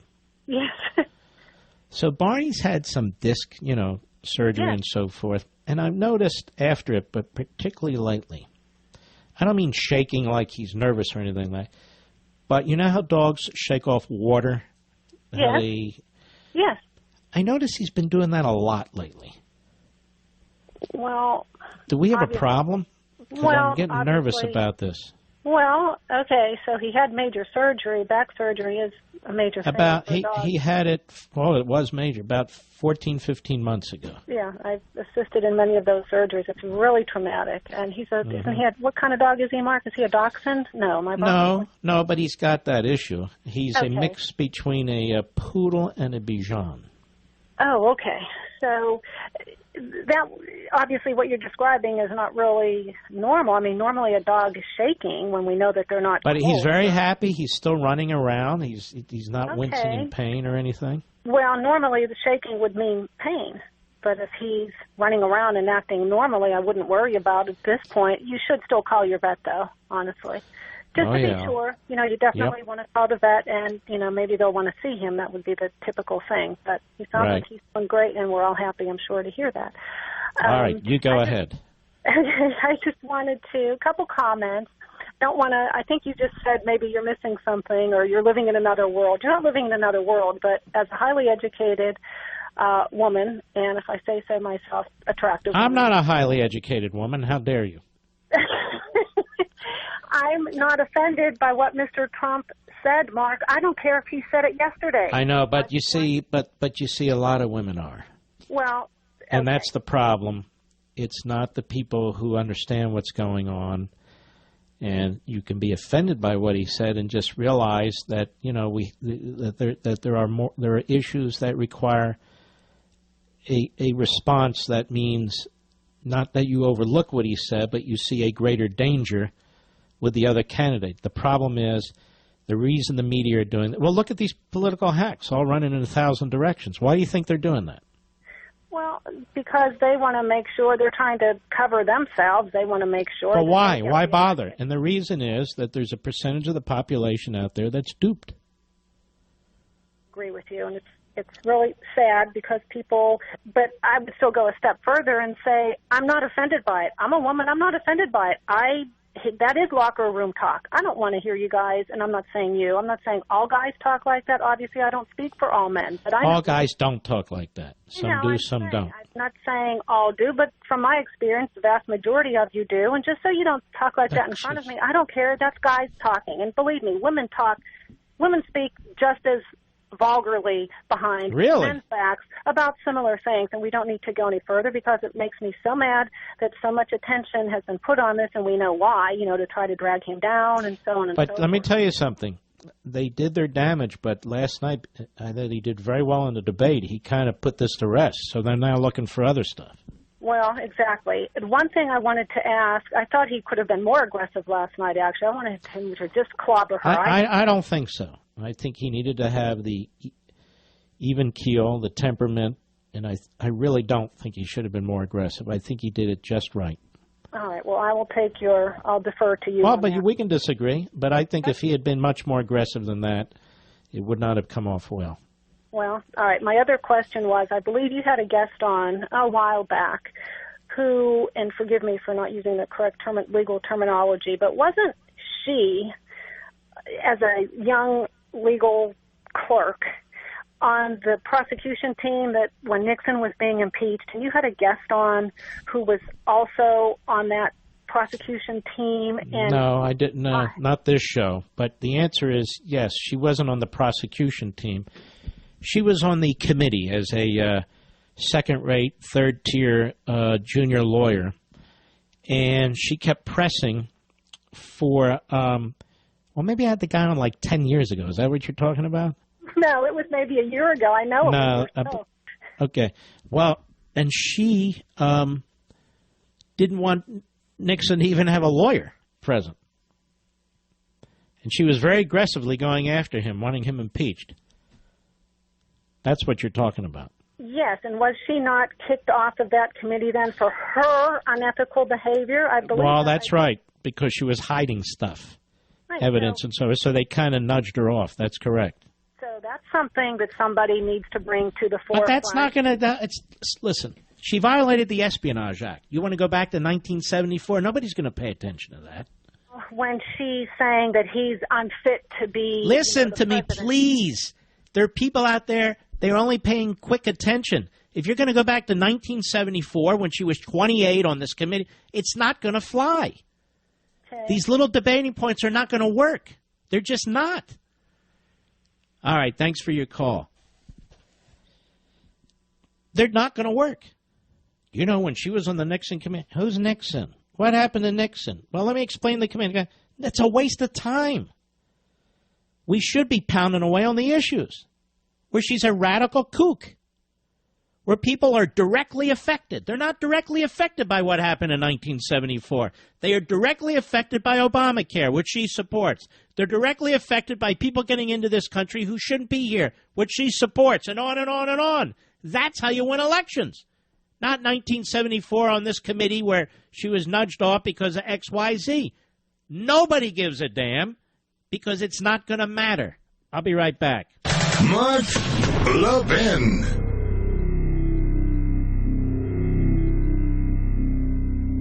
Do you think of the Supreme Court as the final authority on the Constitution? This wasn't the intention of those who wrote it, you know. All three branches of government are up to uphold the Constitution. The ultimate responsibility rests in the hands of those who established it, we the people. If we're to be responsible citizens, we have to understand how the judicial branch has played a role in undermining our Constitution. And my friends at Hillsdale College created an outstanding free online course on the Supreme Court just for you. But this is the last week to register. So please sign up now, levinforhillsdale.com, Levin for Hillsdale.com. The course examines important cases in American history, cases that have had a dramatic effect on politics, our society, and your life. Hillsdale professors also explain the intended role of the Supreme Court, how that has changed, the ways in which that change has undermined our Constitution and our freedom. We the people must know these things. This is your last week to register for this free on-demand course, so do it right away, and that way you won't forget. That's levinforhillsdale.com, levinforhillsdale.com. You know, Mr. Producer, if you go over to Breitbart and you read the comments when they post stuff from me up there, not lately, but when they do, you'll see very, very nasty stuff. I'm taking a position for ratings. I'm taking a position for money, and on and on. Now, if you go over now to Right Scoop, and by the way, I'm not. People are sending me this stuff. And look at the comments. He must be doing it for money. Must be doing it for it. They're the same side of a coin. And they don't even realize it. And they don't even realize it. The same side. Sound exactly the same. It's very, very unfortunate. I'm not telling anybody what to do. It doesn't even make sense. I'm giving my opinion. What I've thought through for myself. And how I believe we have to do in a very, very difficult situation in order to try and save what's left of the country. If you disagree, disagree. If you don't want to vote, don't vote. If you're going to vote for Hillary, then you're going to vote for Hillary. You're going to write in some guy's name that nobody knows, write in their name. Go for it. Go for it. Do whatever you want to do. But my job here is to explain exactly what I think and exactly what I intend to do. And why. And I'm perfectly happy with it. Not with the situation, but I'm comfortable with what I have to do about it. Ladies and gentlemen, we salute our armed forces, police officers, firefighters, and emergency personnel. God bless you all. Thank you. And I'll be back tomorrow. Check out Levin TV in 2 minutes. And I'll see you tomorrow on the radio. Bye-bye. Hiring people is probably the worst part of my job. It's such a hassle, the searching, the sorting through resumes. Most people don't have the right experience. We started using ZipRecruiter about 3 months ago. Right from the start, you could tell it was going to make hiring a lot easier. One click and my job was posted to 100+ job boards, all the top sites. All of the candidates came to my dashboard, and it's easy to compare them. Thumbs up if I liked them, thumbs down if I didn't. No emails and attachments, printing up docs, phone calls, none of that. And I couldn't believe the number of great applicants we got. I had the person we needed within 1 week. I don't know how we hired before ZipRecruiter. Whether you're looking to fill one position or 20, find the best candidates with ZipRecruiter, where your job is just one click away from 100+ job sites. ZipRecruiter, the fastest way to hire. And right now you can try ZipRecruiter free. Just click the banner now or go to ZipRecruiter.com/streaming. That's ZipRecruiter.com/streaming. ZipRecruiter.com/streaming. Mailing and shipping can seem like a no-win situation. The post office takes too much time and a postage meter is too expensive. Luckily, there's a better way. Stamps.com. With Stamps.com, buy and print official U.S. postage for any letter or package using your own computer and printer. Sign up for Stamps.com and use the promo code BUNKER for this special offer, a 4-week trial plus a $110 bonus offer that includes postage and a digital scale. Go to Stamps.com, click on the microphone at the top of the homepage, and type in BUNKER. That's Stamps.com, enter BUNKER.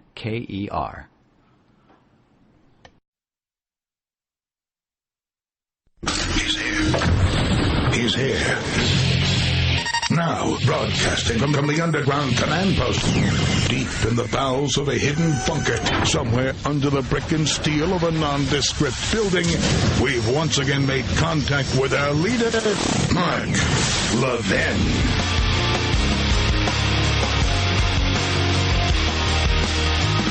Hello, everybody. Mark Levin here. Our number, 877-381-3811, 877-381-3811. Well, obviously, Friday I was the first out the box on this stuff, and I addressed it thoroughly, but we had the debate yesterday, which Trump won, hands down, in my view. Whether you like him or not, it's beside the point. He won hands down. And I'll get into that in a minute. And I'm starting to think about this morality stuff. Now, everything we do should involve morality, should it not? It does. Oh, it does. I've never talked like Trump has talked. Probably haven't done the things that Trump has done. I'm fairly certain of that. I'm a square. I really am a square. But let me ask you a question. I'm serious about this question. If you were alive during George Washington's times, would you have voted for George Washington for president? A lot of people did. He won every single electoral college in every state. Twice. If Thomas Jefferson had been running, you were alive back then, would you have voted for Thomas Jefferson, the primary author of the Declaration of Independence? Would you have voted for James Madison, the primary author of the Constitution of the United States? How about James Monroe, the last of the founders who was president of the United States? Were they fit to be president? Were Washington, Jefferson, Madison, and Monroe fit to be president? They all owned slaves. They all owned slaves. And yet, without these four monumental figures in American history, we wouldn't be the country we are today, now would we? No. Listen clearly. Donald Trump is not Washington, Jefferson, Madison, or Monroe, and of course neither is Hillary Clinton. That clearly is not my point. Is it? And I will underscore my conclusion in a second. Now, you can't go into many cities without having something named after John Kennedy. John Kennedy makes Donald Trump look like a piker. Ever hear of Mimi Alford? She was 18 years old and a virgin. Not after she met John Kennedy. He had an affair with her for 18 months. He had affairs with actresses, with a mafia girl, Judith Campbell Exner, with an East German prostitute, Ellen Rometsch, with socialites, with Blaise Starr, a stripper, with Jackie Kennedy's press secretary, with two other secretaries outside his office, with a Swedish socialite. I can go on and on and on. And this is when he was president of the United States. He was very, very close friends with Ben Bradley over at the Washington Post. Ben Bradley participated in covering up everything. Everything. Was John Kennedy a great president? I don't think he was a great president at all. He had a horrific ending, that terrible, terrible assassination. But would the Democrats vote for John Kennedy if he were alive today? You better believe they would. What about his brother Ted Kennedy, the Lion of the Senate, as John McCain and Orrin Hatch used to refer to him? Ted Kennedy, liberal icon, leftist icon, loved by liberal newspaper editorial pages from coast to coast. Who can forget Chappaquiddick? Where a Capitol Hill staffer died, drowned. That didn't stop Ted Kennedy from being reelected. It didn't stop Ted Kennedy from serving in the Senate forever. It didn't stop Ted Kennedy from being honored and adored and embraced by the media, by the Democrat Party. And, of course, he helped Barack Obama get the nomination for President of the United States. Nobody even talked about Chappaquiddick again in the latter years of his life.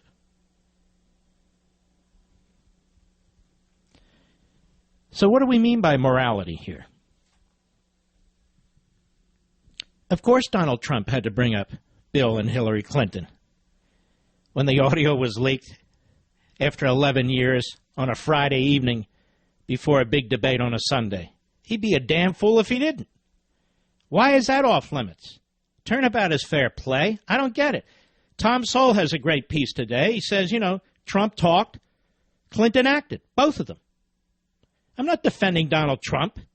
I'm trying to understand hypocrisy. The greater-than-thou crowd on the left and the so-called right.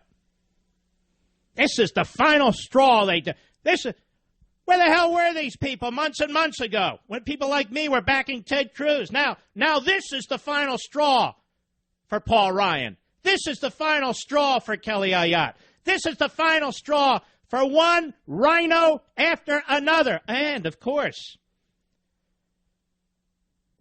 those who say, look, I have to say that I can't be associated with Donald Trump. No, I can't be associated. I'm a conservative. Well, I had to work through this, too. This election is not about Donald Trump, is it? Not for me. We don't have a conservative in this race, do we? No, we don't. He's conservative on some things, but he's not a conservative, and he's not a reliable conservative on some things. But Hillary Clinton is a reliable Alinsky ideologue, period. No question about it. You listen to her in this debate, you listen to her in the prior debate, she's not joking.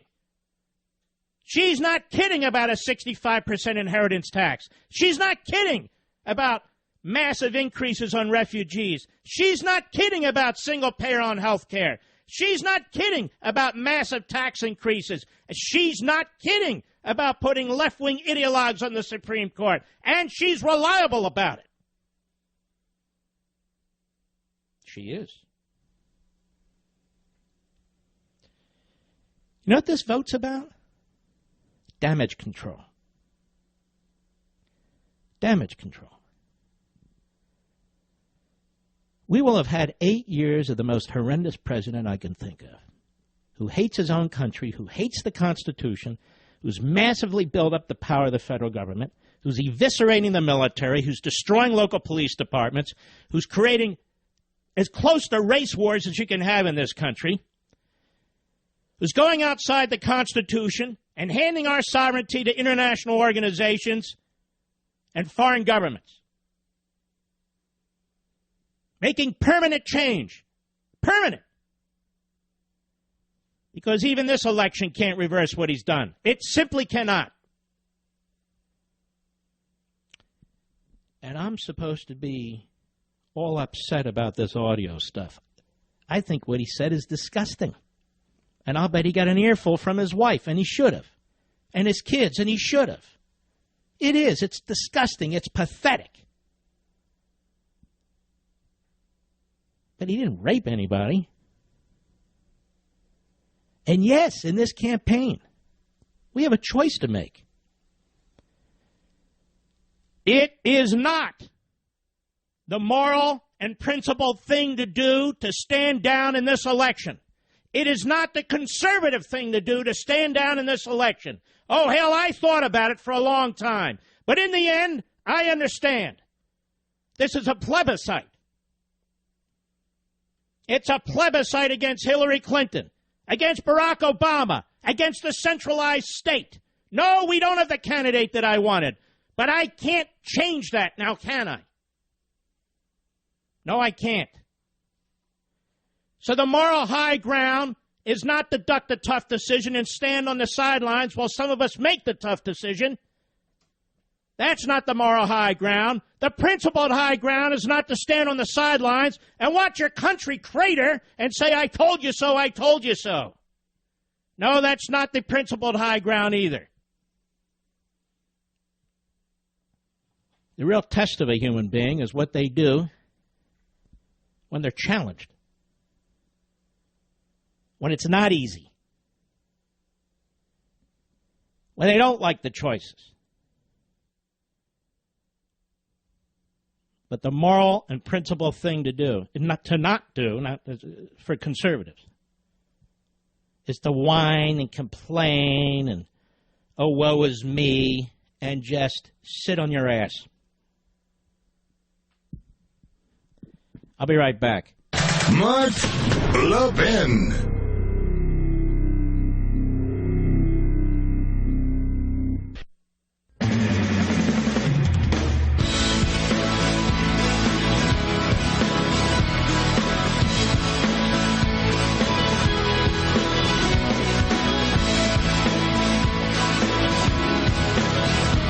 See, folks, I see the whole statist, leftist, progressive agenda as immoral, as destroying our country, what's left of it, as destroying this republic, as destroying the future for our children and grandchildren. I surely do. Wrote a whole book on it, Plunder and Deceit.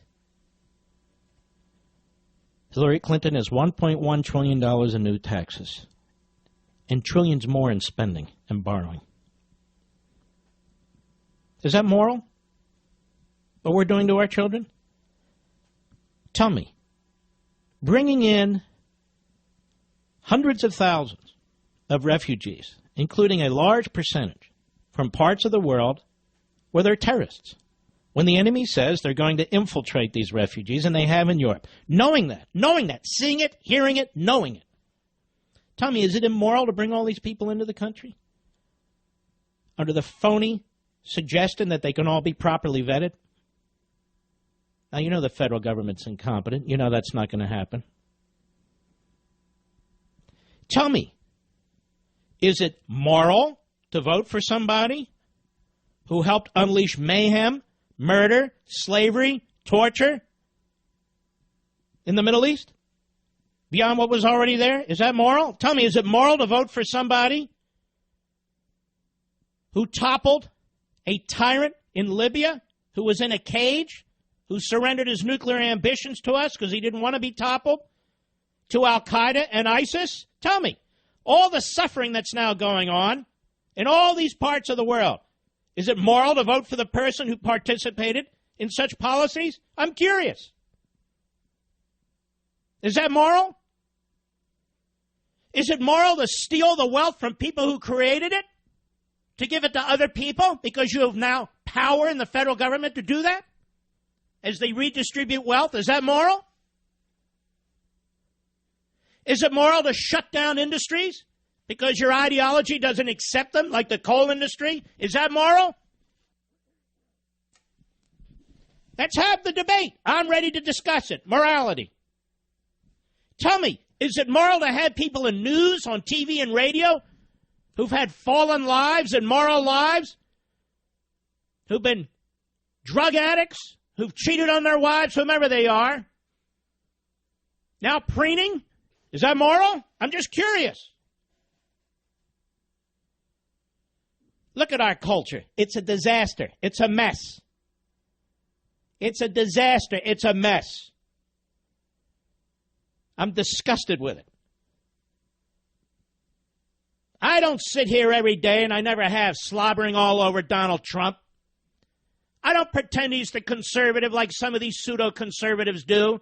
You won't find me in the Rockettes. You won't find me with them. No. But I'm voting for him. I'm voting for him because it's the moral and principled thing to do to stop her. And to stop her agenda. Maybe not all of it. She made it abundantly clear last night who she wants on the Supreme Court. Now, those who would have us dismiss this are ignorant. They're ignorant of how this country works now. The Supreme Court has the final say on anything it wants to have the final say on. Just supposed to pretend that's not true?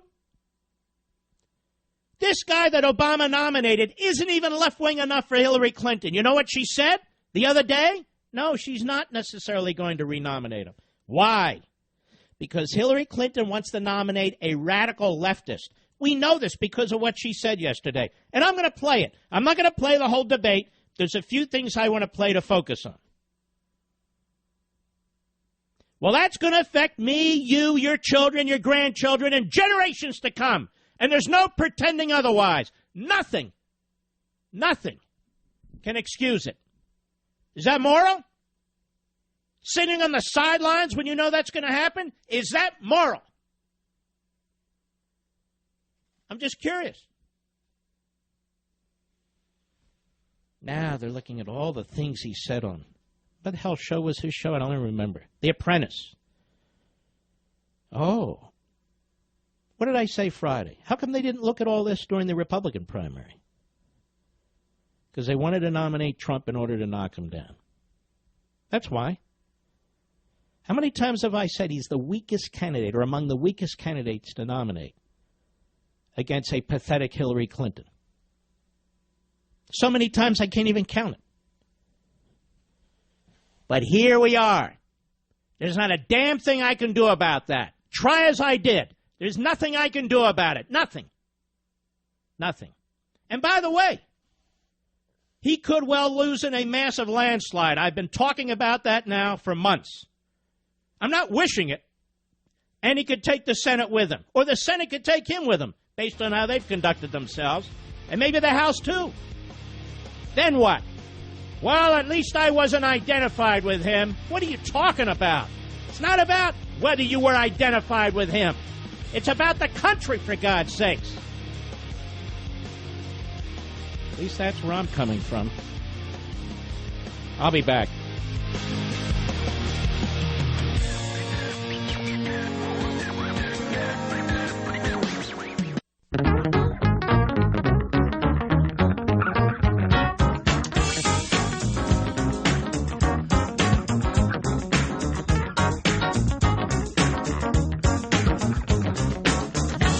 The Mark Levin Show, live and national at 877-381-3811. Mark, you're so unpredictable. No, I'm not. I'm the most morally consistent, philosophically consistent person in media, period. If you listen to what I say, why I say it, and how I say it, I think it all through. I don't just come on here and blather and kick it around with a couple of guys or kick it around with this side or the other. No. I'm tired of those who are going to contribute to the decline and the degradation of this country. When they look for opportunities to ensure that the radical left, we're not talking about a Democrat party, the radical left will still control, will still have power. Power over my life, power over your life, power over my children's life, and power over the future of this country. And that has consequences. It's bigger than any host, TV or radio. It's bigger than any one of us. And I'll repeat it for the 4 billionth time. I don't think Donald Trump's a conservative. I don't think he's reliable even on the things where he says he's conservative. But that's not the choice right now, ladies and gentlemen, now is it? No, it's not. The choice is she's president or she's not. It's a plebiscite. That's the way I view it. While some people want to stand up and say, you know what, I'm actually taking the moral position. I don't blame, I'm stepping in. Great. Great. And the left will step right into the vacuum. They always do. They always do. We have to analyze each election as they come, every election cycle. This has been a very, very difficult, painful, frustrating, complicated election. This isn't the time to abandon your principles and your morality because we didn't get the candidate we wanted. You got to figure out what's going to happen on January 20th in 2 seconds. Obama handing the baton to Hillary Clinton? I want you to look across the country. I want you to think about the United States military. I want you to think about our local police departments. I want you to think about all the communities that are going to be overrun with yet more illegal aliens. I want you to think about another $1.1 trillion in taxes. I want you to think about all the businesses that are going to go broke. And don't tell me your position's moral because you're sitting at home eating potato chips while this is going on.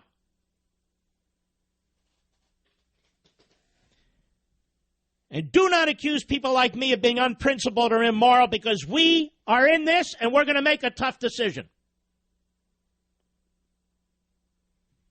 It's not a decision I want to make based on these two candidates. It's a decision I have to make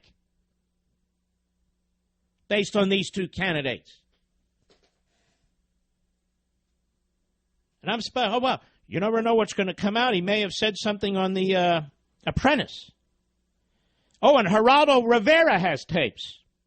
So now the nation's going to turn on Geraldo Rivera. Is that it?